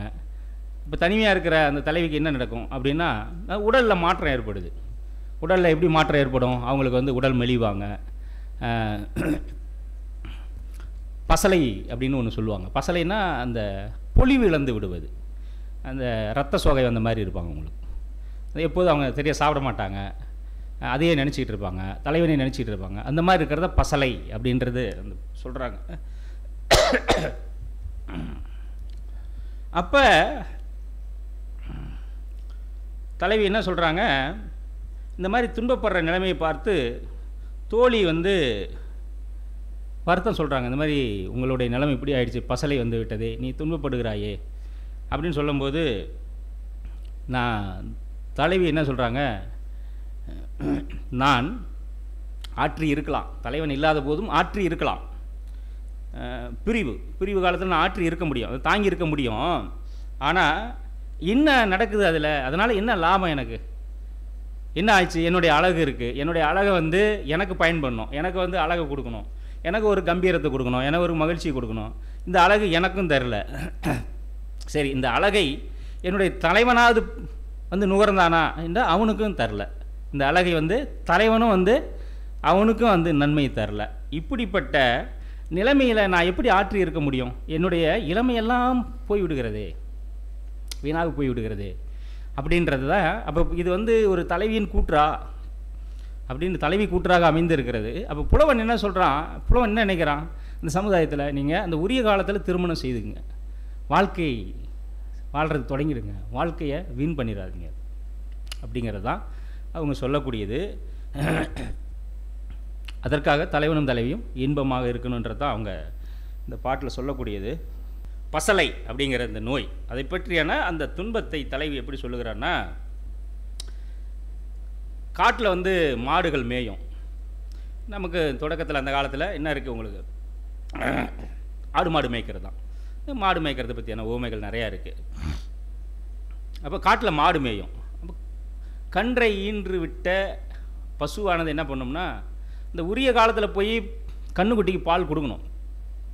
அப்படி கொடுக்காத போது மேய்ந்து கொண்டே இருக்கும்போது என்ன ஆகும்னா, அது தன்னுடைய கன்றை நினைத்து பால் தானாக சுரந்து வெளியே போகும். உங்களுக்கு அது மாதிரியான நிலைமையிலே நான் இருக்கிறேன். அந்த பாலானது என்ன பண்ணணும், ஒன்று கன்று குடிச்சிருக்கணும், இல்லை ஆயன் என்ன பண்ணியிருக்கணும், ஆயர்கள் என்ன பண்ணணும், கறந்து களத்தில் எடுத்து கொண்டு போய் அவர்கள் பாலாக குடித்தோ இல்லை தயிராக போட்டோ சாப்பிட்ருக்கணும். உங்களுக்கு ரெண்டில் ஏதோ ஒன்று நடந்திருக்கணும். கன்று சாப்பிட்ருக்க வேண்டும், இல்லை ஆயர்களாவது எடுத்துக்கொண்டு போயிருக்க வேண்டும். ரெண்டுமே நடக்காமல் நல்ல பசுவினுடைய பாலானது நிலத்திலே பொழிந்து வீணாவதைப் போல என்னுடைய இளமையெல்லாம் வீணாகிவிட்டது, பசலை விரும்பி உண்பது ஆகிவிட்டது. பசலைங்கிற நோய் வந்து அது விரும்பி சாப்பிட்டுட்டு இருக்கு. இது என்ன கொடுமை அப்படின்றத இப்போ ஒரு நுட்பமாக பாருங்கள். அவங்க இளமை வந்து தலைவிக்கு பயன் அடிச்சிருக்கணும், எல்லாம் தலைவனுக்கு பயன் இல்லை, என்ன தப்பு இல்லையா அப்படிங்கிறது தான் அந்த பாட்டில். அந்த சமுதாயம் என்ன நினைக்கிது, சீக்கிரமாக திருமணம் பண்ணுங்க, காலத்தை விரயம் செய்யாத. அதான் வந்து அந்த சமுதாயத்தின் குரல். அந்த சமுதாயம் என்ன நினைக்குதுன்னு அதான் நினைக்குது. பாருங்கள் பாட்டு, வெள்ளி வீதியார் ரொம்ப அருமையாக பாடக்கூடியவங்க. கன்றும் உண்ணாது களத்தினும் படாது, கன்றும் உண்ணவில்லை களத்தினும் படவில்லை. களம்னா பாத்திரம், அந்த பானை. களத்தினும் படாது நல்லான் தீம்பால் நிலத்துக்கு ஆங்கு. நல்ல ஆவினுடைய பால், ஆவின் பால் நம்ம பார்க்குறோம்ல, அது இங்கேருந்து எடுத்து ஆவின் பால், நல்ல ஆண், நல்ல அருமையான ஆவினுடைய தீம்பால், இவெல்லாம் இனிமையான பால், மதுரமான பால், நிலத்துக்கு ஆங்கு, நிலத்திலே பொழிவதைப் போல எனக்கும் ஆகாது என் ஐக்கும் உதவாது. எனக்கும் ஆகவில்லை இந்த அழகு, அந்த பசுவனுடைய பால் நிலத்திற்கு போவதைப் போல, கன்றுக்கு கிடைக்காமல் நிலத்திற்கே போவதைப் போல, களத்திலும் படாததைப் போல என்னுடைய அழகானது என்ன, எனக்கும் ஆகாது என் ஐக்கும் உதவாது. ஐ என்றால் தலைவன், என் ஐக்கும் உதவாது, என்னுடைய தலைவனுக்கும் உதவாது. பசலை உணியேற வேண்டும், பசலை விரும்பி உண்பதாகிவிட்டதே என்னுடைய வேண்டும். திதலை அல்குல் என் மாமை கவினே. திதலை அல்குல் என்னுடைய இனிமையான மாமை கவின். மாந்தளிர் போன்ற மேனி. நம்மெல்லாம் கருப்பாக இருப்போம் கொஞ்சம், அது மான் நிறம்னு சொல்லுவாங்க. மான் நிறம்னா மாந்தளிர் இருக்குது பாருங்கள், அந்த நிறம் நமக்கு அந்த மாதிரியான அழகு. அப்படிப்பட்ட அழகை அந்த 16-15 வயசில் அது எப்படி இருக்கும் பாருங்கள், ரொம்ப இயற்கையாக இருக்கும்போது அந்த அந்த வனப்பு எல்லாம் வந்து என்னவாயிடுச்சு அப்படின்னா வீணாகி விட்டதே, இது என்ன கொடுமையாக இருக்கிறது என்று நான் ஆற்றி இருப்பதனால், என் ஆற்றி இருக்கிறத பற்றிய பிரச்சனை இல்லை, இது இப்படிப்பட்டதாக வீணாகி விட்டதே அப்படிங்கிறத இந்த பாட்டிலே சொல்கிறாங்க. ஆகவே பசலை நோய் தனியாக இருப்பதனால் களவு ஒழுக்கத்திலே சந்தித்து தலைவன் போய்விட்ட பிறகு பசலைக்கு அவங்க ஆட்படுகிறார்கள் அப்படின்னு தெரியுது. பசலை வந்துட்டால் என்ன பண்ணுவாங்க, இப்போ தலைவிக்கிட்ட மாறுபாடு வருது, உடலில் மாறுபாடு வருது, உடம்பு சுணங்கி போயிடுறாங்க, வீட்டிலே இருக்கிறாங்க, சாப்பிட மாட்டேன்றாங்க. இப்போ வீட்டில் இருக்கிறவங்க என்ன செய்வாங்க? சரி, இது ஏதோ ஒரு தீய சக்தி பிடித்து விட்டது, பேய் பிடித்து விட்டது போல் இருக்குது, ஏதோ காற்று கருப்பு இதை பிடிச்சிக்கிச்சு. ஆகவே நாம் என்ன பண்ணணும்? ஒரு மந்திர தந்திரங்களை செய்யணும். ஒரு மஞ்சக்கயிறை கட்டுறது, தற்காலத்தில் எங்கேயா போய் நமக்கு மஞ்சக்கயிறு கட்டுவோம், ஏதாவது ஒன்று பண்ணுவோம், கோயிலுக்கு போய் திருநீர் போட்டு வருவோம். அது மாதிரி அந்த காலத்தில் என்ன பண்ணுறாங்கன்னா, வேலனை அழைத்து வெறியாட்டு செய்கிறார்கள். வேலன்னா என்னென்னா, அந்த ஊரில் இருக்கக்கூடிய முதியவர், அவர் பிறரை பற்றி புரிந்து கொள்ளக்கூடியவர், நல்லது கெட்டது சொல்லக்கூடியவர், குறி சொல்லக்கூடியவர். அவர் வேலன்னு பேர். வேலனை நினைத்து கொண்டு கையில் வேலை வச்சுக்கிட்டு வெறியாட்டு செய்வார். வெறியாடி என்ன பண்ணுவார்னா, இந்த பெண்ணுக்கிட்டு இருக்கக்கூடிய தீமை அழிந்து விட வேண்டும் என்று ஒரு படையெல்லாம் போடுவாங்க. படையெல்லாம் போட்டு காட்டக்கூடிய அந்த நிகழ்வை ஒரு பாட்டாக பாடியிருக்கிறார்கள். என்ன அது? இந்த பாட்டு ரொம்ப முக்கியமான பாட்டு. நமக்கு என்ன சொல்கிறாங்க பாருங்கள், அறிவு முதிர்ச்சி பெற்ற வேலன். அவன் எப்படிப்பட்டவன்னா, அது இங்கிலீஷில் மொழிபெயர்த்துருக்காங்க குறுந்தொகையை. அது அந்த சமுதாயத்தை என்ன சொல்லுவாங்கன்னா, கிளான்னு சொல்லுவாங்க. கிளான்னா குழு, குழுவாக இருக்கிற சமுதாயம், ஒரே ஒத்த உறவுடையவர்கள், ஒரே மாதிரி இருக்கிறவங்க, குழு சமுதாயம்தான் அது. அதில் மூத்தவர் அறிவுடையவர். அவர் அது பிறருடைய மனதை புரிந்து கொள்ளக்கூடியவர், புரிந்து அவங்களுக்கு என்ன பிரச்சனைன்னு சொல்லக்கூடியவர். அப்படிப்பட்ட அறிவு முதிர்ச்சி பெற்ற வேலனே, கோபித்து கொள்ளாதே. நான் சொல்வதை பார்த்து நீ என்ன பண்ணாத, கோபிச்சு கொள்ளாத. நான் உனக்கு கேட்கலான்னு இருக்கிறேன், உனக்கு நீ என்ன பண்ணுற, வேலன் வெறியாட்டு செய்கிற. இந்த மாதிரி வேலன் மாதிரி கையில் வேலெலாம் வச்சுக்கிட்டு முருகனை பற்றிலாம் பாடி எல்லாம் ஒரு வெறி கொண்டு ஆடுவாங்க. உங்களுக்கு ஆடி நீ என்ன பண்ணுற. அப்புறம் படையலில் பல்வேறு உருவங்கள்லாம் செய்கிறாங்க. திணை அரிசியை, புதுசாக சமைச்ச திணை அரிசியை சுட சுட இருக்கக்கூடிய சோறு, பல்வேறு உருவம் அதெல்லாம் வச்சுருக்காங்க. அப்புறம் சிறிய ஒரு ஆட்டுக்குட்டி, ஆட்டு மரியினுடைய கழுத்தை அறுத்து அந்த ரத்தத்தெல்லாம் எடுத்து பழி போட்டு விட்டு வேலனுக்கு படைக்கிறாய். வேலனுக்கு படைச்சிட்டு என்ன பண்ணுற, தலைவியினுடைய அழகிய நறுமணம் தரக்கூடிய அந்த நெற்றியிலே அதை பூசுகிறாய். நீ உனக்கு இனிமேல் போயிடும் உனக்கு அப்படி நீ பூசுகிறாய். நெற்றியை தடவி துன்பம் தீர்ந்து விடும் என்று நீ சொல்லுகிறாய். இவளை வருத்திய ஒருத்தன், இவளுக்கு இந்த வருத்தத்தை தந்தவன் யாருன்னு சொன்னால், அவன் யார்? ஒரு முருகன் பிடிச்சான்னு நீங்கள் சொல்கிறீங்க. முருகன் இல்லை, ஒரு தீய சக்தி பிடிச்சுன்னு சொல்கிறீங்க. அது இல்லை. இவளை பிடித்தவன் யார் அப்படின்னா, அந்த பக்கத்து மலையிலே இருக்கக்கூடியவன், அந்த சாரல் நாட்டுக்கு தலைவன், அந்த வானலாவி இருக்கக்கூடிய அந்த நாட்டுக்கு தலைவன். இந்த பழியை அவன் ஏற்றுக்கொள்வானா? நீ கொடுக்குற அந்த பலியிடுவது, இந்த பழியை அவனும் ஏற்பானா? அவனுடைய பருத்த மார்பிலே, மாலை அணிந்திருக்கிற அந்த மார்பிலே இது போய் சேருமா? நீ சொல்லக்கூடிய இந்த பழியை நீங்கள் நெற்றியில் தடவுறீங்க, அது போய் அங்கே சேருமா அது அப்படின்னு நான் கேட்குறேன். நீங்கள் கோவப்படாதீங்க, சொல்லுங்கள் அப்படின்னு சொல்லி அவன் வேலனிடம் பேசுகிறாள். யார்? தோழி. இதுக்கு பேர் அறத்தொடு நிற்றல்னு பேர். தலைவிக்கு காதல் வயப்பட்டிருக்கிறாள் என்பதை செவிலிக்கு சொல்லணும். செவிலினா யாருன்னா, இந்த தோழியினுடைய தாய், செவிலி தாய், வளர்ப்பு தாய் அவங்க. அப்போ அந்த தாய்கிட்ட இவங்க சொல்கிறாங்க, இந்த மாதிரி தலைவிக்கு வந்திருக்கிற நோய்க்கு காரணம் தலைவன், நீ அவன் அப்படின்னு சொல்லிடுறாங்க. ஜாடமாடே சொல்லி புரிய வச்சிடறாங்க. அதனால் நீங்கள் அவளுக்கு நன்மை தர வேண்டும் என்றால், அவளுக்கு அந்த நோயிலிருந்து அவள் வெளியே வர வேண்டும் என்றால் நீங்கள் என்ன பண்ணணும், அந்த தலைவனோடு சேர்த்து வைக்க வேண்டும் என்று அந்த அறத்தோடு நின்று அவளுக்கு திருமணம் செய்து வைக்க வேண்டும் என்பதை சொல்லிவிடுகிறாள். நுட்பமாக சொல்லிவிடுகிறாள். சொல்லும்போதே என்ன சொல்கிறாங்க, கடவுள். இப்போ அந்த காலத்தில் என்ன, கடவுள் முருகன் கிடையாது, கடவுள்லாம் இல்லை. இதுக்கு இன்னொரு பாட்டு ரொம்ப முக்கியமான பாட்டு, அகவன் மகளே அகவன் மகளே, குறி சொல்லக்கூடியவளே குறி சொல்லக்கூடியவளே அப்படின்னு ஒரு பாட்டு இருக்கு. ரொம்ப எல்லாரும் சொல்லக்கூடிய ஒரு பாட்டு. சரி, அதனால் இன்னொரு பாட்டு எடுத்து, இது ஒரு முக்கியமான பாட்டு. என்னென்னா, முருகனுக்கு படையல் ஆட்டுக்குட்டியை அறுத்து அந்த ரத்தத்திலே கொடுக்குறார்கள். நம்ம ஊரில் முருகனுக்கு அவர் வெஜிடேரியன்னு சொல்கிறாங்க அவங்க. ஏன்னா முருகன் நான்வெஜ் சாப்பிட்றவர். சிவபெருமானே என்ன சாப்பிடுவார், பன்றி இறைச்சி சாப்பிட்டாருன்னு தான் நம்ம காளகஸ்தியில் பார்த்தோம். நம்ம இப்போ நமக்கு நாவுக்கரசர் சொன்னார், ஆவுரித்து தின்று உழலும் புலையரேனும் கங்கைவார் சடை கறந்தாருக்கு அன்பராகில் அவர் கண்டீர் நாம் வழங்கும் கடவுளேறினார். இப்போ நமக்கு இந்த உணவுலாம் எவ்வளோ சிக்கல் வருது. நம்ம மறுபடியும் நாம் என்ன பண்ண வேண்டியது இருக்குது. எதுக்கு சொல்கிறேன்னா, அப்போ எவ்வளோ பெரிய நம்ம இதெல்லாம் விட்டுட்டோம்னா நமக்கு எப்படி புரியும், ஒரு இதெல்லாம் சரியோ அப்படின்னு நினைக்கிறதுக்கு வந்துடும் உங்களுக்கு. அது பெரிய ஒரு சமுதாய சிக்கலை ஏற்படுத்தும் உங்களுக்கு. ஒரு தொடர்ச்சியில் விட்டுட்டிங்கன்னா, எந்த தொடர்ச்சியுமே யாருக்குமே, அவங்க தொடர்ச்சியிலிருந்து அந்த நன்மையான விஷயங்களை எடுத்துக்கணும். நீங்கள் அந்த தொடர்ச்சி விட்டு விடக்கூடாது. அந்த வகையில் இந்த பாட்டு நமக்கு ஒரு முக்கியமான பாட்டு. நம்முடைய சங்க சமுதாயத்தில் முருகனுக்கு என்ன பண்ணியிருக்காங்க, கறி ஆட்டு ரத்தத்திலே படையல் இட்டிருக்கிறார்கள் அப்படிங்கிற விஷயம் நமக்கு தெரியுது. அப்படின்றது இந்த பாட்டு வந்து 362 குறிஞ்சி திணைப்பாட்டு. வெறி விளக்கி தோழி அறத்தோடு நின்றல், வெறியை விளக்கி தோழி அறத்தோடு நிற்றாங்க. அறத்தோடு நிற்கிறதுனா அந்த மாதிரி சொல்கிறாங்க. இந்த பாட்டை வந்து வேம்பற்றூர் கண்ணன் கூத்தன் அப்படின்றவர் ஒருவர் பாடுறார். அவரே கூத்தன் தான், கூத்தாடக்கூடியவர் தான், அவர் தான் பாடியிருக்கார். அவர் இந்த பாட்டு பாருங்கள்.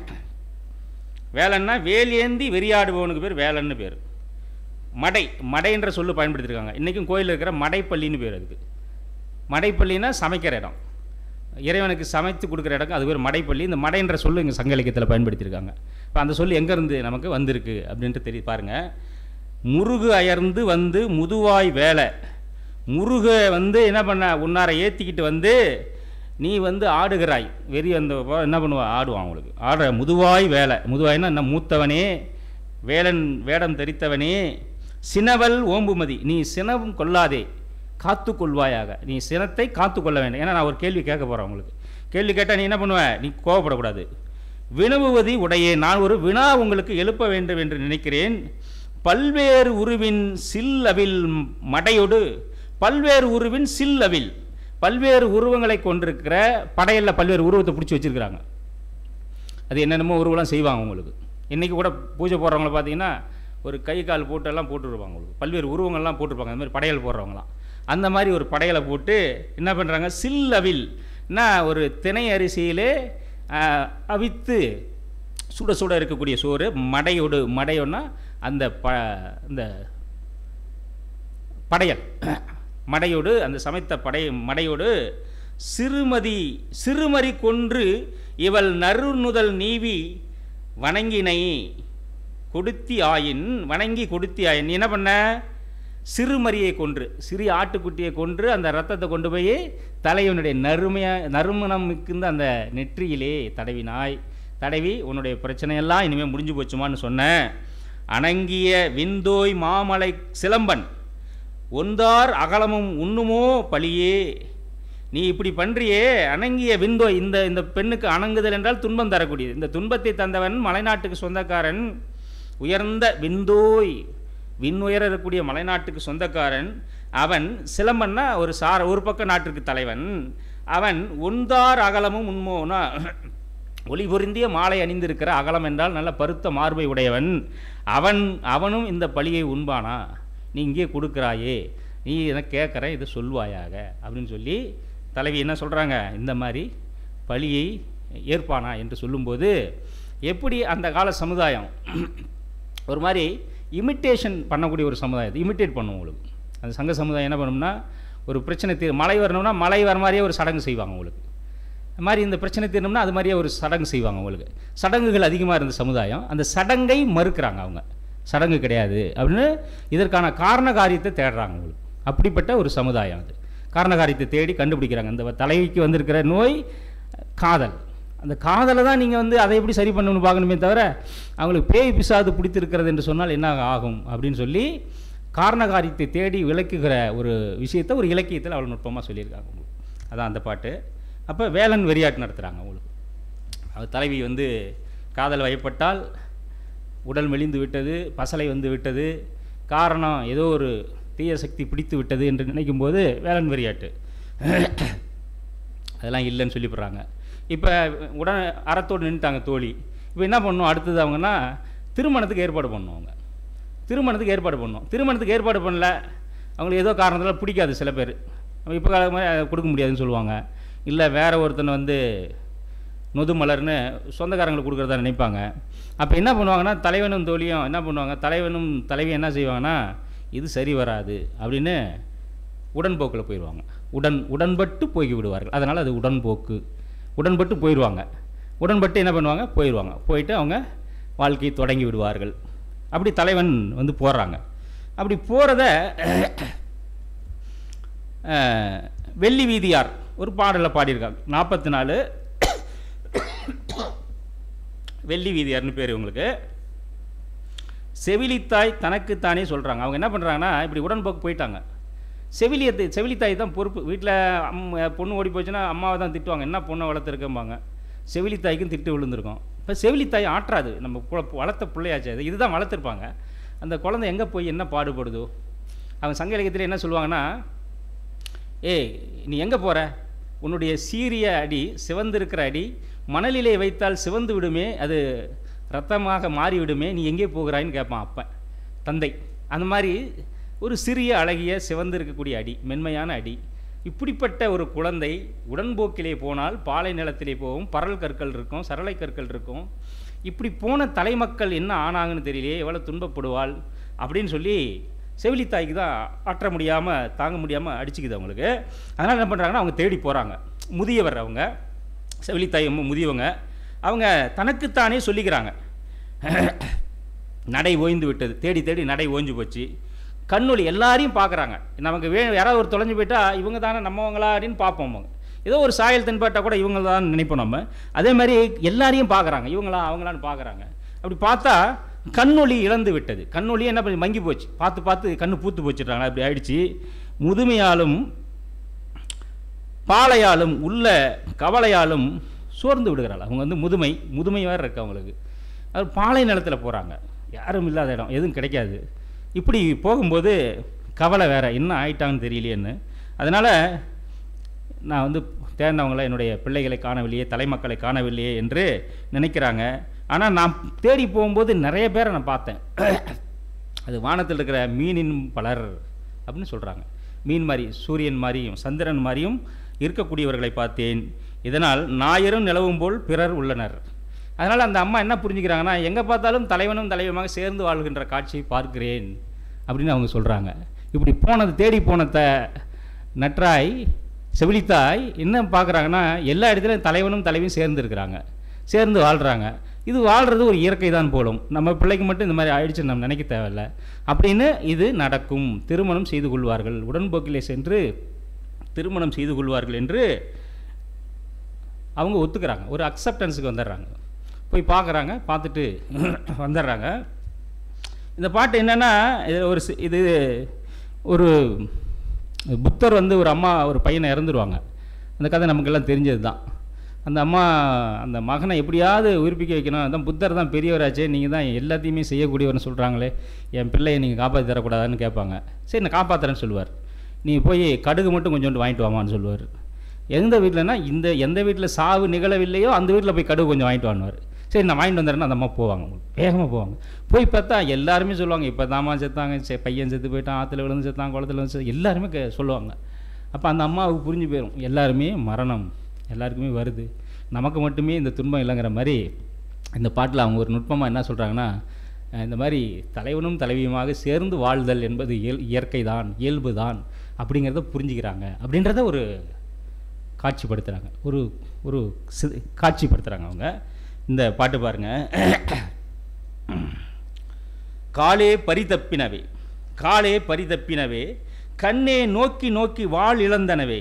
கண் என்ன நடந்து நடந்து கால் வந்து எடுத்து வைக்கவே முடியல, எடுத்து வைக்க முடியாத அளவுக்கு துன்பம் இருக்குது.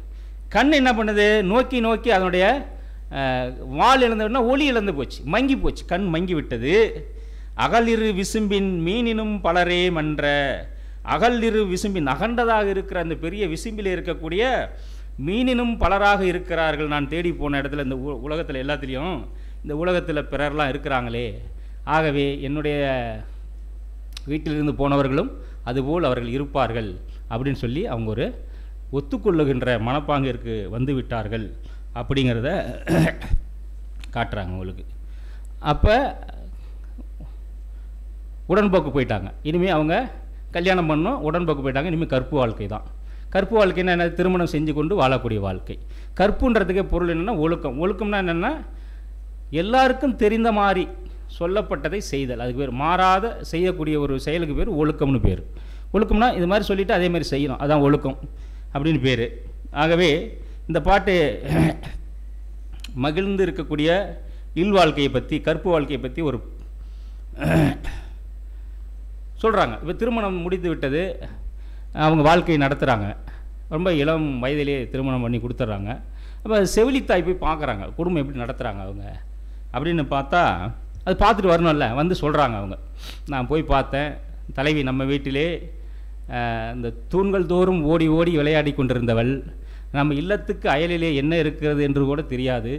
அப்படிப்பட்ட அந்த தலைவி அவள் குடும்பம் நடத்துகிற பாங்கை பார்த்து நான் மிகவும் மகிழ்ந்தேன். எப்படி இருக்குதுன்னு சொன்னால், 167வது பாட்டு, கூடலூர் கிழார் அப்படின்ற புலவர் பாடியிருக்காரு. முல்லைத்திணை பாட்டு இது. முற்றிய தயிரை பிசைந்த கொடுத்த, நீங்கள் அதில் உரிப்பொருள்லாம் இந்த கருப்பொருள்லாம் வரணும், ஒரு நிலத்தில் இருக்கக்கூடிய கருப்பொருள் வரணும். அப்போ முல்லைத்திணை பாட்டுனா என்ன வரணும்? ஆடு மாடு வரணும், தயிர் வரணும், இந்த காட்சியெலாம் வரணும், முல்லை மலர் வரணும். இப்போ இது வரணும், உங்களுக்கு வந்தால் தான் அது முல்லைத்திணை பாட்டு. வந்தால் தான் இல்லை, வரும் அது. ஏன்னா அங்கே தான் வாழ்கிறாங்க, அப்படி தான் இருக்காங்கன்னா பின்னாடி தான் இலக்கணம் செய்கிறாங்க. இலக்கியம் கண்டதற்குத்தான் இலக்கணம். இலக்கணம் படித்து விட்டு யாரும் இலக்கியம் படைக்கிறது கிடையாது. அதனால் புதுமைப்பித்தன் தான் புதுமைப்பித்தன் யாரும் சொல்லுவாங்க, காரிகை கற்று கவி பாடுவதை விட பேரிகை கொட்டி முழக்குவதே மேல்னு ஒரு பாட்டு இருக்குது. இந்த மாதிரி இலக்கணங்கள்லாம் கற்றுக்கிட்டு இலக்கியம் படைக்க முடியாது. நீங்கள் அதுக்கு நீங்கள் பேரிகை கொட்டி பறையடித்து ஏதாவது கொஞ்சம் வாங்கி சாப்பிட்டு கூட நீங்கள் போயிடலாம், அதுக்கு பெஸ்ட்டு. அது அந்த வேலைக்கு போகாதீங்கன்ற ஒரு இலக்கணத்தை கண்டுபிடிச்சிக்கிட்டு ஒரு ரூட்டை கண்டுபிடிச்சி வர்றதில்லை இலக்கியம். இலக்கியன்றதே இலக்கணத்தை உடைக்கிறது தான், மரபு மீறுறது தான். எதுனா இது சட்டத்திட்டம்னு சொல்கிறீங்களோ அது மீறினா அதுக்கு இலக்கியம் மாறிவிடும். இலக்கணம் மாறுதோ இலக்கியம் ஆகுதோன்னு ஒரு பாட்டு தமிழில் கூட, இலக்கணம் மாறுதோ இலக்கியம் ஆகுதோ. இலக்கணத்தை மீறினீங்கன்னா இலக்கியம் ஆயிரும் அது உங்களுக்கு, அதுதான் இலக்கியம். அதனால் இப்படிப்பட்ட இந்த முல்லை நிலத்தில் இருக்கக்கூடிய தலைவி நல்ல முற்றிய தயிர், நல்ல காய்ச்சி போட்ட தயிர், நல்ல கட்டியாக இருக்கிற தயிரை கையை விட்டு பிசைகிறாங்க. பிசைஞ்சால் கையெல்லாம் ஒட்டிக்குது. ஒட்டினா அவங்களுடைய கலிங்கம் ஆடையில், கலிங்கத்தில், கலிங்கம்னா ஆடை புடவை, அதில் தொடச்சிக்கிறாங்க. தொடச்சிக்கிட்டு சமைக்கிறாங்க, சமைச்சிக்கிட்டு இருக்காங்க. சமைச்சா அடுப்பு, விறகடுப்பு தாளிப்பு செய்கிறாங்க. ஒரு புளிக்குழம்பு வச்சுருக்கிறாங்க, அதுக்கு ஒரு தாளிப்பு செய்கிறாங்க. இந்த தாளிப்பு செய்வதற்காக அடுப்புக்கு அருகிலே அமர்ந்து கொண்டு அந்த தாளிப்பு செய்வதற்காக அந்த அடுப்பில் அமர்ந்திருக்காங்க. அப்போ அந்த புகை என்ன பண்ணுதுன்னா, புகை வந்து அவங்க முகத்தில் அடிக்குது. அடித்ததுனால என்ன ஆகுது? கண்ணீர் வருது. அதெல்லாம் அவங்க கவலைப்படவே இல்லை, அந்த கண்ணீரை பற்றி கவலைப்படல, எதுவுமே படல. ஏற்கனவே அந்த தயிரெலாம் குழைச்சா கொடுத்தாங்க, அதை வந்து இந்த புடவையில் தொடச்சிக்கிட்டாங்க. அந்த புடவையை சுத்தம் செய்து அணிந்து கொள்ள வேண்டும் என்ற அக்கறையும் இல்லை. மாறாக அந்த அம்மாவுக்கு, அந்த தலைவியாக மாறிவிட்ட அந்த பெண்ணுக்கு என்ன அக்கறை இருக்குதுன்னா, அந்த அழகான கண்களிலிருந்து கண்ணீர் வந்துச்சு, அதை பற்றி அவங்க கவலைப்படல. அவங்க என்னன்னா, தலைவன் சாப்பிடும்போது பார்க்குறாங்க, அவனை நல்லா இருக்குன்னு சப்பு கொட்டுறாங்க. பார்த்த உடனே இந்த காட்சியை பார்த்த உடனே அவங்க சொன்ன உடனே அதை புரிஞ்சுக்கிட்டு அவங்களுடைய நெற்றி அப்படியே மகிழ்ச்சியில் மின்னுச்சின்னு சொல்லி, நெற்றியில் முகத்தில் என்ன பண்ணுது? ஒரு மலர்ச்சி வருது.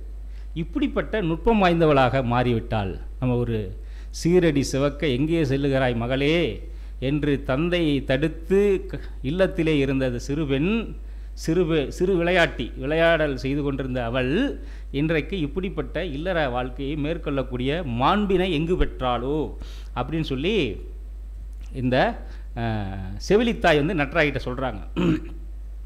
சூரிய வம்சத்திலே ரொம்ப ஒரு இட்லியில் உப்புமா ஒன்று செய்வாங்க அவங்களுக்கு, அந்த மாதிரி காட்சி அது. அந்த மாதிரி பாருங்கள், இந்த பாட்டு ரொம்ப அருமையாக இருக்குது. முளிதயிர் பிசைந்த காந்தல் மெல்விரல். காந்தல் மலர்ன்றது முல்லை நிலத்தில் வரக்கூடிய மலர். காந்தல் மலர் தெரியும் இல்லையா? தமிழ்நாட்டு அரச மலர் அதுதான் காந்தல் மலர், செங்காந்தல் மலர். காந்தல் முல்லை நிலத்தில் இருக்கும். அந்த மலர் என்ன கண் வலி பூன்னே சொல்லுவாங்க எங்கள் ஊரில் சின்ன வயசுலாங்களாம். ஏன்னா பார்த்தா நெருப்பு மாதிரி இருக்கும், அது கண் வலி வந்துடும், அது பார்க்காதீங்கன்னு சொல்லுவாங்க. அந்த மாதிரி காந்தல் மென்மைய காந்தலை போன்று இருக்கிற அந்த விரல் முளிதயிர் பிசைந்து இருக்கிறாங்க. கழுவுறு கலிங்கம் கலாதுடி. அவங்க அந்த மெல்விரலை ஒட்டி இருக்கிற அந்த தயிரை எல்லாம் துடைத்து கொண்டு அதை சுத்தப்படுத்தி உடுத்தாமல் அப்படியே உடுத்தி கொண்டு குவளை உண்கண் குய்ப்புகை கழும குவளை போன்ற உண்கண் என்றால் மை தீட்டப்பட்ட அழகிய கண். உண்கண் என்றால் அதிலே அந்த புகையானது பட்டு தான் துளந்த அட்ட தீம்புளி பாகர், தான் தயாரித்து கொடுத்த அந்த தீம்புளி பாகர், அந்த புளிக்குழம்பை இனிது என கணவன் உண்டலின், அந்த புளிக்குழம்பை வந்து ரொம்ப இனிமையாக இருக்கே அப்படின்னு தலைவன் உண்ணதினின் தலைவி என்ன பண்ணுறாங்க, நுண்ணிதின் மகிழ்ந்தென்று ஒண்ணுதல் முகனே, அது நுட்பமாக என்ன பண்ணுறாங்கன்னா மகிழ்ச்சி அடைகிறாங்களாம். அது அவங்க முகத்தில் ஒளிருதான், அந்த முகழ்ச்சி மலர்ச்சியாக இருக்கும் அந்த முகம். அந்த காட்சியை வந்து செவிலித்தாய் வந்து சொல்கிறாங்க. இந்த மாதிரியான இல்லற வாழ்க்கையை மேற்கொள்ளக்கூடிய சிறப்பினை எங்கு பெற்றால் அப்படின்னு சொல்லி அந்த அம்மா வந்து சொல்கிறாங்க. இல்லற வாழ்க்கையை எப்படி நடத்துகிறாங்க அப்போ அப்படின்றத தெரியுது. களவு முடிஞ்சு கற்புக்கு போய் இல்லற வாழ்க்கையினுடைய மேன்மை. இப்போ இல்லற வாழ்க்கையில் இருக்கிறவங்க என்ன பண்ணுவாங்க அப்படின்னா, இல்லற வாழ்க்கையில் இருக்கிற தலைவன் இல்லறத்திலே இருக்க முடியாது. தலைமக்கள்னாவே அவங்களுக்கு நிறைய பொறுப்பு இருக்குதுன்னு அர்த்தம். தலைவன்னா யாருன்னா பொறுப்பு இருக்கிறவன்னு அர்த்தம். தலைவன்னாவே கமிட்டடாக இருக்கிறவன், அவன் தான் தலைமகன், அவனை தான் தலைமகன் சொல்கிறாங்க. அவனுக்கு என்ன இருக்குது, பிரிவு இருக்குது. அவங்களுக்கு பிரிவுனா பிரிஞ்சு போகணும். ஒன்று போர் நடக்கும், போருக்கு போகணும் இருப்பான், இல்லைன்னா பொருள் தேடி போக வேண்டியது இருக்கும், இல்லை என்றால் தூது செல்ல வேண்டியது இருக்கும், இல்லை என்றால் கற்றல், இது மாதிரியான விஷயங்கள் நடக்கும். இந்த மாதிரி பிரிவு உண்டு. ஒன்றுக்கும் ஒரு கால அளவு சொல்லியிருக்காங்க. இப்போ கற்பு காலத்திலே பிரிந்து போவார்கள். அப்படி போவதற்கு அவன் முயற்சிக்கிறான். அவர் முயற்சித்தா இந்த பாட்டு வந்து 135வது பாட்டு, பாலை பாடிய பெருங்கடுங்கோ பாலைப்பாட்டு. இந்த பாலை பாடிய பெருங்கடுங்கோ தான் இந்த பாடலுக்கெல்லாம் இறைவாழ்த்து பாடியவர். தலைமகன் பிரிவு வேறுபட்ட தலைமகனுக்கு தோழி சொல்லியது. தலைமகன் பிரிஞ்சு போகிறான். அந்த தலைமகளுக்கு தோழி ஆற்றுப்படுத்துகிறாங்க, நீ கவலைப்படாத, போக மாட்டான், அவன் உன்னை விட்டு போக மாட்டான் அப்படின்னு இப்படி ஆற்றுப்படுத்துகிறான்னு பாருங்கள். ஏன்னா தலைமகன் போய் ஆகணும், ஆனால் போகக்கூடாதுன்னு தலைவி விரும்புகிறாங்க, கூடிய இருக்கணுமே நினைக்கிறாங்க, ஒன்றா இருக்கணுமே நினைக்கிறாங்க. அப்போ அதற்கு அவளை ஆற்றுப்படுத்தணும், அவளை வந்து சமாதானம் பண்ணணும் அவளை. அதுக்கு என்ன பண்ணுறாங்க, வினையே ஆடவருக்கு உயிரே, வினையே ஆடவருக்கு உயிரே, வினைதான் ஆடவருக்கு உயிர். இப்போ தொல்காப்பியத்தில் இலக்கணம் என்ன சொல்லுவார், ஆண்மகனுக்குரிய இலக்கணம் என்னன்னா பெருமையும் உரனும் ஆடுவம் என்ன. ஆடுவ என்றால் ஆண்மகனுக்குரிய பெருமை இருக்கணும், உரன் செயல்திறன் இருக்கணும். உங்களுக்கு பெருமை இருக்கணும். அவனுக்கு தலைமகன்னா பெருமைக்குரியவனாக இருக்கணும். பெருமைன்னா 4 பேரோட பாராட்ட பெறவனாக கூடியவனாக இருக்கணும். உரன் இருக்கணும், செயல்திறமை இருக்கணும். இது வந்து ஆண்மகனுக்குரிய லட்சணம். பெண்ணுக்குரிய லட்சணம் என்ன அப்படின்னா, அச்சம் மடம் நாணம் நிச்சமும் பெண்பாருக்கு உரியன. அச்சப்படுவாங்க, மடத்தோடு இருப்பாங்க, இப்படி நாணத்தோடு இருப்பாங்க. இதெல்லாம் தான் பெண்ணுக்குரிய லட்சணங்கள் அப்படின்னு அவங்க சொல்லியிருக்காங்க. அந்த காலத்தினுடைய நிலைமை அது. அப்போ வினையே ஆடவருக்கு உயிர். வந்து வினை வந்து எப்படிப்பட்டது, ஆடவருக்கு உயிர். வினையே ஆடவருக்கு உயிரே. வாழ்நுதல் மனை உரை மகளிருக்கு ஆடவர் உயிர் என. வாழ்நுதல் நல்ல ஒளிரக்கூடிய நுதலை உடைய, நுதல் என்றால் நெற்றி, ஒளிரும் தன்மையுடைய நெற்றியை உடைய மனைவிக்கு அந்த ஆடவர் உயிர் போன்று விளங்குகின்றார் என்று நமக்கு உரைத்தவர் தானே. அவர் தான் நமக்கு சொல்லியிருக்கார். உரைத்தோறும் தாமே, அவர் தானே நமக்கு சொல்லியிருக்கிறார். ஆகவே நமக்கு வினை அவருக்கு உயிர், ஆனால் நமக்கு வந்து அவர் தான் உயிர்னு சொல்லியிருக்கார். நான் உனக்கு உயிர் போன்றவன் அப்படின்னு சொல்லியிருக்கார். ஆகவே என்ன உயிர் வந்து உன்னுடைய உயிர் அப்படின்னு அவர் சொல்லியிருக்கார். ஆகவே பிரிந்து போனால், அந்த உயிர் பிரிந்தால் உடல் தாங்குமா, இறந்து அல்லவா போய்விடும். ஆகவே அவருக்கு தெரியும், போக மாட்டார் என்று சொல்லி அளால் தோழி அழுங்குவர் செலவே. அழாதே தோழி, கட்டாயம் அழுங்குவர். செலவு என்றால் பிரிந்து போவது, செலவு. ஆகவே அழுங்குவர்னா அந்த செலவை நீட்டிக்க மாட்டார், செலவு வெளியே போக மாட்டார், பிரிவுக்கு உடன்பட மாட்டார்னு சொல்கிறாங்க. பாட்டிலே என்ன பண்ணிவிடுறாங்க, தோழி என்பவங்க எப்படிப்பட்ட நுட்பம் வாய்ந்த கேரக்டராக இருக்காங்க பாருங்கள். வினை தான் ஆடவருக்கு உயிர். இப்போ அந்த அவனுக்கு உயிராக இருக்கிறது அவன் செய்யாத எப்படி இருக்க முடியும் அப்படின்னு சொல்லி தலைவியனுடைய அந்த ஆற்றாமையை, இயலாமையை ஆற்றுப்படுத்தி விடுகிறாள். ஆற்றுப்படுத்தி செயல்படுவது செயல்படலைன்னா எப்படி வாழ முடியும் அப்படின்றத அவங்க சொல்கிறாங்க உங்களுக்கு. அப்போ அந்த சமுதாயம் செயலுக்கான முக்கியத்துவம் செய்வது தான் அப்படிங்கிறத முக்கியத்துவத்தை சொல்லுகிறார்கள். இது இன்னும் முடித்து விடலாம், ஒரு 2 பாட்டு தான். காத்திருத்தல். தலைவி என்ன பண்ணுவாங்க, அப்போ பிரிஞ்சு போனாங்க, தலைவன் போயிட்டான். இப்போ தலைவி என்ன பண்ணோம், காத்திருக்க வேண்டும். காத்திருத்தல், இருத்தல் நிமித்தமும். இருத்தல் நிமித்தமாக இருக்கக்கூடிய இலக்கியம்தான், இந்த உணர்வு தான், உரிப்பொருள் தான் முல்லை நிலத்துக்குரிய ஒரு உணர்வு. எந்த நிலத்தில் இருக்கிற தலைவன் காத்திருக்கணும். இந்த தலைவி என்ன பண்ணான்னா, தலைவன் பொருளிட்ட போயிட்டு திரும்பி வரான். வந்தால் தலைவர் வந்துக்கிட்டு இருக்காருன்னு சொல்லி வருகிறார்னு தலைவர் வருகிறார்னு சொல்கிற மாதிரி அவனுக்கு முன்கூட்டியே வந்து சொல்லக்கூடியவன் பாணன் வந்து.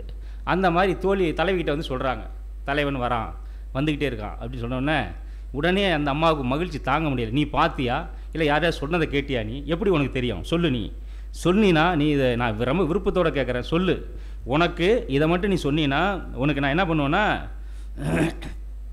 பொன்வளம் மலிந்த பாடலிபுத்திரத்தையே உனக்கு நான் பரிசாக தருவேன். எங்கே பாடலிபுத்திரம்? மகத நாட்டினுடைய தலைநகரம் அது. அந்த மகத நாட்டு அங்கே தான் வந்து இப்போ இருக்கிற பாட்னா, அந்த நகரத்தையே உனக்கு நான் பரிசாக தருவேன்னு சொல்கிறாங்க. இப்போ தலைவி என்பவள், தலைவன் தலைவி என்பவங்கள் தலைமக்கள்னா அவங்க எவ்வளோ பெரிய நுட்பம் வாய்ந்தவங்களாக இருக்காங்க, சமுதாயத்தில் எவ்வளோ பெரிய அறிவுடையவங்களாக இருக்காங்க அப்படின்றத இந்த பாட்டு சொல்லுது உங்களுக்கு. தலைவினா தலைவனுக்கு ஈக்குவலாக இருப்பாங்க அவங்க. தலைவிக்கு தலைவனுக்குரிய ஈக்குவலான சமூகமான ஒரு நுட்பம் இருக்கும், திறமை இருக்கும். ஆகவே அவங்க என்ன பண்ணுறாங்க, உனக்கு பாடலிபுத்திர இது அந்த இதில் தரேன் அப்படின்னு சொல்லி சொல்கிறாங்க. அந்த பாடலிபுத்திர நகரம் எங்கே இருக்குது அப்படின்னா சோனம் ஆற்றங்கரையிலே இருக்குது. இது கங்கையினுடைய ஒரு கிளையாறு, அந்த ஆற்றங்கரையிலே இருக்கிறது. 75வது பாட்டு, யார் யார் வாய் கேட்டனை அப்படின்னு சொல்லி படுமரத்து மூசிக்கிறனார் அப்படின்ற ஒரு பாடியிருக்காங்க. மருதத்தினை இது தலைமகன் வரவு சொல்கிறது. நீ கண்டனையோ கண்டார் கேட்டனையோ ஒன்று தெளிய நசையினம், நான் வந்து தெரிந்து கொள்வதற்கு ரொம்ப விரும்புகிறேன், நீ கண்டாயா அல்லது கேட்டாயா, கண்டவர்கள் வாய் கேட்டாயா, மொழிமோ வெண்கோட்டு யானை சோனைப்படியும் பொன்மொழி பாடலி பெரியர், யார் யாரை கேட்டனை காதலர் வரவே, நீ யார்கிட்ட கேட்ட என்னுடைய காதலர் வருவதாக சொன்னதை சொல், உனக்கு பாடலிபுத்திரத்தையே நான் தருகிறேன் பரிசாகன்னு சொல்லி வந்து சொல்கிறாங்க. அப்படிப்பட்ட தலைவனை காத்திருக்கிறது எவ்வளோ ஒரு விருப்பத்தோடு காத்திருக்காங்க அப்படின்றத பார்க்க முடிகிறது. அடுத்தது, அப்போ தலைவர்கள் வருவார்கள் குறிப்பிட்ட நேரத்தில். சில தலைவர்கள் என்ன பண்ணுவாங்க, காலதாமதம் ஏற்படும், வரமாட்டாங்க. முல்லை பூக்குன்ற வேலையிலே வந்து விடுவேன், கார்காலம் வரும், முல்லை பூக்கும், அப்போல்லாம் நான் வீட்டில் இருப்பேன் சொல்லிட்டு போயிடுவான் தலைவன். ஆனால் வந்திருக்க மாட்டான். அப்போ அந்த தலைவி ரொம்ப ஆற்றாமையினால் ரொம்ப இறக்கப்பட்டு சொல்கிறாங்க, தலைவன் வருவதாக சொன்ன காலம் வந்துடுச்சு, கார்காலம் வந்துடுச்சு, முல்லையும் பூத்து விட்டது, வரலையேன்றதை என்ன சொல்கிறாங்க, அவரோ வாரார், முல்லையும் பூத்து விட்டது, பரியுடை கையர் மரி இனத்து ஒளிய பாலோடு வந்து கூலோடு பெயரும் ஆடுடைய இடைமகன் சென்னி சூடிய எல்லாம் சிறு பசு முகையே. என்ன சொல்கிறாங்க, அவரோ வாரார், இன்னும் வரல, முல்லை வந்து பூத்துருச்சு, நீங்கள் பரிவுடைய கையர், இந்த ஆயர் இருக்காங்களே அவங்க என்ன பண்ணுறாங்க, பாலை கறந்துட்டு வராங்க, குட்டி போட்டுருச்சு ஆடுகள்லாம், அங்கே பட்டியிலே தங்கிட்டாங்க. தங்கின பிறகு அந்த பாலை கறந்துட்டு வந்து வீட்டில் வந்து கொடுத்துட்டு அங்கே தங்கி இருக்கிறவங்களுக்கு வீட்டில் இருந்து கொஞ்சோண்டு கஞ்சிலாம் எடுத்துகிட்டு போயிட்டுருக்காங்க. அப்படி வந்துட்டு போயிட்டுருக்கிற அந்த இடைமகனுடைய தலையில் முல்லைப்பூவை சூடிட்டு இருக்க, வராமல் போகிறான், நான் பார்த்துக்கிட்டு இருக்கேன், இன்னும் வரலையே அப்படின்னு சொல்லி தலைவி அந்த வருத்தத்தை சொல்லுகிறார்கள். அடுத்தது என்ன பண்ணுவாங்க, இப்போ இந்த மாதிரி இருக்கிற தலைவன், இன்னொரு தலைவன் என்னென்னா பரத்தையர் பிரிந்து போயிட்டு வருவான், பரத்தையிட்டு போயிடுவான். இப்போ தலைவிக்கு வந்து குழந்தை பேர் நடக்குது, அந்த மாதிரி டைமில் பரத்தையரிடம் போவான். பரத்தையிட்டு போகிறதுனா, பரத்தையர் என்றால் அவங்க ஆசை கிளத்தி ஆசை நாயகி, சின்ன வீடு அப்படின்னா அவங்களுக்கு உரிமை உண்டு. அவங்க வந்து இது மாதிரி கிடையாது, அவங்களும் அவங்க மனைவி மாதிரி தான். அவங்க மனைவி தான், அந்த குழந்தை பிறக்கும், அவங்களுக்கும் சொத்து கொடுப்பாங்க, எல்லாம் உண்டு. நம்ம கலாச்சாரத்தில் அதெல்லாம் உண்டு. ஏன் அப்படி இருக்குதுன்றதை நம்ம யோசிச்சு பார்க்கலாம். அதனால தான் கடவுளுக்கே 2 மனைவிகள். உங்களுக்கு எந்த கடவுளுக்குமே ஒரு மனைவி கிடையாது. உங்களுக்கு ராமன் மட்டும்தான் விதிவிலக்கு, அவரே வந்து கடவுள் இல்லை, அவர் ரட்சகர் தான். அவங்களுக்கு மற்றவங்களுக்கு எல்லாமே 2 மனைவி. ஏன் அப்படி இருக்குது அப்படின்னு சொன்னால், அந்த சமுதாயம் அதனுடைய இயல்பு அந்த மாதிரி இருந்தது. அவர் அந்த பாட்டு என்ன சொல்கிறாங்க பாருங்கள், வாயிலாக புக்க தோழிக்கு, வாயிலாக கேட்டு வராங்க தோழி, வாயில் மறுக்கிறாங்க, நம் நலம் தொலைய நலமிக சாம் இன்னுயிர் கழியினும் உரையல், அவர் நமக்கு அன்னையும் அத்தனும் அல்லரோ புலவி அகுது எவனோ அன்பிலங்கடையே. நம்முடைய நலத்தை எல்லாம் தொலைய, நாம் துன்பம் பெற, நாம் என்ன பண்ணால், நாம் இன்னுயிர் கழிந்தாலும் அவர்கிட்ட நமக்கு என்ன பண்ண போகிறதில்ல, நாம் எந்த துன்பப்பட போகிறதில்ல, நம்மளுடைய வருத்தத்தை சொல்ல போகிறதில்ல. ஏன்னா புலவி அவரோடு வைத்துக்கொள்ள தேவையில்லை. ஏன்னா அவர் அன்பு இல்லை நம்ம மேலே. நாம் போய் அவர்கிட்ட நம்ம வருத்தப்படுறது, நம்ம மேலே அன்பு இருக்கிறவங்ககிட்ட வருத்தப்பட்டால் தானே ஏதாவது பொருள் இருக்கும் அப்படின்னு சொல்லி ரொம்ப வருத்தத்தை உச்சபட்சமாக சொல்லக்கூடிய ஒரு பாட்டு. ஆகவே அவர் தான் நமக்கு அன்னையும் அத்தனும். நம்ம சங்க காலத்தினுடைய தலைவன் என்னென்னா, தலைவன்னாவே அவன் இஷ்டத்துக்கு இருப்பான். அதான் தலைவன். உங்களுக்கு தலைவன்னா அவன் இஷ்டத்துக்கு இருப்பார், அவர் இஷ்டத்தை செயல்படுத்த முடியும் அவரால், அவர் தான் தலைவன் அப்படிங்கிறத நம்ம புரிஞ்சுக்கலாம். ஆகவே அடுத்த பாட்டு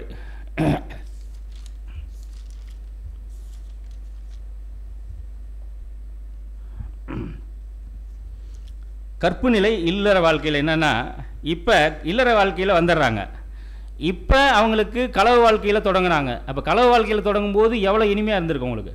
கற்பு வாழ்க்கையை மேற்கொண்டு காலம்லாம் கடந்து இப்போ என்ன ஆயிருதுன்னா, தலைவனுக்கு தலைவி மேலே அவ்வளோ ஒரு விருப்பம் இல்லை. அந்த விருப்பம் இல்லாத இருக்கிறத ஒரு பாட்டில் ரொம்ப நுட்பமாக வந்து சொல்கிறாங்க பாருங்கள். வேம்பின் பைங்காய் என் தோழி தரினே தேம்பூங்கட்டி என்றனர். களவு காலத்தில் என்னுடைய தலைவியை சந்திக்க வருவீங்க, இப்போ வேப்ப மரத்து கடையில் இருப்பாங்களாம். வேப்பங்காய் பசுங்காய், அது பழம் கூட இல்லை, பசுங்காயை பறித்து ஏதாவது பண்ணால் அது கொடுத்தா கூட சாப்பிட்டுட்டு தேம்பூங்கட்டின்னு சொன்னான் அவன் தலைவன். தேம்பூங்கட்டினா அந்த தேனடையில் இருக்கக்கூடிய ஒரு மகரந்த துகள்லாம் வச்சுருக்கிற இடம் ஒன்று. அது நல்லா இருக்கும், சுவையாக இருக்கும். மகரந்த பொடியெலாம் வச்சுருக்கோம், தேனும் அதில் ஒட்டி இருக்கும், இனிப்பாக இருக்கும் உங்களுக்கு. அப்படி அந்த தேம்பூங்கட்டின்னு சொன்னீர். இனியே பாரி இப்போ பாரியினுடைய பரம்பில் பனிச்சுனை தென்னீர் தை திங்கள் தண்ணிய தரினும். இப்பொழுது என்ன ஆயிடுச்சு, பாரி பரம்பு இருக்குது, பரம்பு மலையில் இருக்க தை மாதத்தில் என்ன இருக்குது, தென்னீர் நல்ல தெளிந்து இருக்கிற பரம்பினுடைய சுனையிலிருந்து எடுத்து கொடுத்தா தை மாதம் நம்ம குளிர்ச்சியாக இருக்கும். அந்த நீரை வாங்கி குடித்து விட்டு என்ன சொல்கிறான்னா, வெய்ய உவர்க்கும் என்ற நீர். ஐயா என்ன உரப்பாக இருக்குது, நல்லாவே இல்லையே அப்படின்றான் அவங்களுக்கு. ஐயாற்றால் அன்பின்பாலே, தலைவனே உங்களுக்கு அன்பின்பால் மாற்றம் வந்து விட்டது அப்படின்னு சொல்லி அந்த இல்லற வாழ்க்கையில் இறுதி பகுதியில் எப்படி ஆயிடுச்சு அப்படின்றத அவங்க சொல்கிறாங்க. கடைசி பாட்டு முடிச்சிடலாம்.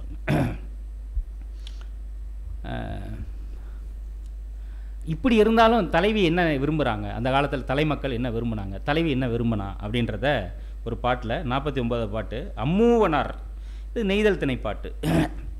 அந்த பாட்டில் என்ன சொல்கிறாங்க, தலைவனே நீ வந்து என்ன நீ விரும்பலை, நேசிக்கலை, ஆனால் நான் அப்படி இல்லை, நீ இந்த பிறவி இல்லை அடுத்த பிறவியிலேயாவது நீ என்னை விரும்பக்கூடியவனாக இருக்க வேண்டும், இதுதான் நான் விரும்புகிறது. இந்த பிறவியில் இல்லாவிட்டாலும் அடுத்த பிறவியிலாவது உன் நெஞ்சம் என்னை விரும்புவதாக இருந்தால் போதுமானதுன்னு சொல்லி ஒரு பாட்டு. அணிற்பல் அன்ன கொங்குமுதிர் முண்டகத்து மணிக்கேல் அன்ன மானீர் சேர்ப்ப.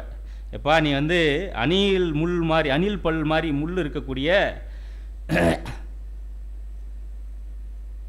பூக்களை உடையது உன்னுடைய இது முண்டகன்ற பூ இருக்கு. மணிக்கேல் அன்ன மானீர் சேர்ப்ப, அந்த நிறம் திகழும் நீல நிறமாக திகழக்கூடிய கடலுக்கு தலைவன் நீ. சேர்ப்பன்னா அந்த கடலுக்கு தலைவன் நீ உங்கள்கிட்ட நான் என்ன கேட்குறேன், இம்மை மாறி மறுமையாயினும் நீ ஆகியர் என் கணவனை. நான் என்ன நினைக்கிறேன், இந்த பிறவி இல்லை அடுத்த பிறவியிலும் நீ தான் என் கணவனாக வரணும் அப்படின்னு நான் கேட்குறேன். யானாகியர் நீ நெஞ்சு நேர்பவளே, எனக்கு அப்பொழுதாவது உன்னுடைய நெஞ்சம் என்னை விரும்புவதாக இருக்க வேண்டும் என்று கேட்டுக்கொள்ளுகிறாள். பிறவிதோறும் உன்னுடனே நான் சேர்ந்து வாழ ஆசைப்படுகிறேன் என்று சொல்லி கற்பை வாழ்க்கைக்கு ஒரு முத்தாய்ப்பாக ஒன்றை சொல்லுகிறார்கள். இந்த பிறவியினால் அடுத்த பிறவியில். ஆகவே இப்படி களவு வாழ்க்கை தொடங்கி பல்வேறு நிலைகளை கடந்து கற்பிலே வந்து இந்த மாதிரியான ஒரு வாழ்க்கையைத்தான் அவர்கள் ஒரு சித்திரமாக தீட்டி தந்திருக்கிறார்கள். வாழ்க்கையை பற்றி அவர்களுடைய புரிதல் என்னவாக இருந்திருக்கிறது என்பதை, தலைமக்களுடைய இயல்பு என்ன அப்படிங்கிறதெல்லாம் பாட்டிலே மிக நுட்பமாக சித்தரித்திருக்கிறார்கள். இப்படிப்பட்ட ஒரு இலக்கிய வளம் நமக்கு இருக்கிறது என்பதே பெருமைக்குரிய விஷயம், பெருமைக்குரியது. நம்முடைய எப்படிப்பட்ட ஒரு வளம் பொருந்தியவர்கள் அப்படிங்கிறதெல்லாம் இந்த பாடல்கள் நமக்கு சொல்லுகிறது. இப்படிப்பட்ட பாடலை சிந்திப்பதற்கு வாய்ப்பை நல்கிய அண்ணா நூற்றாண்டு நூலகம், கேட்டுக்கொண்டிருந்த பெரியோர்கள் அனைவருக்கும், இலக்கியத்திலே விருப்பமாக இருக்கக்கூடிய உங்களுக்கும் என்னுடைய பணிவான வணக்கத்தையும் நன்றியையும் தெரிவித்துக்கொண்டு இந்த உரையை முடித்துக் கொள்கிறேன்.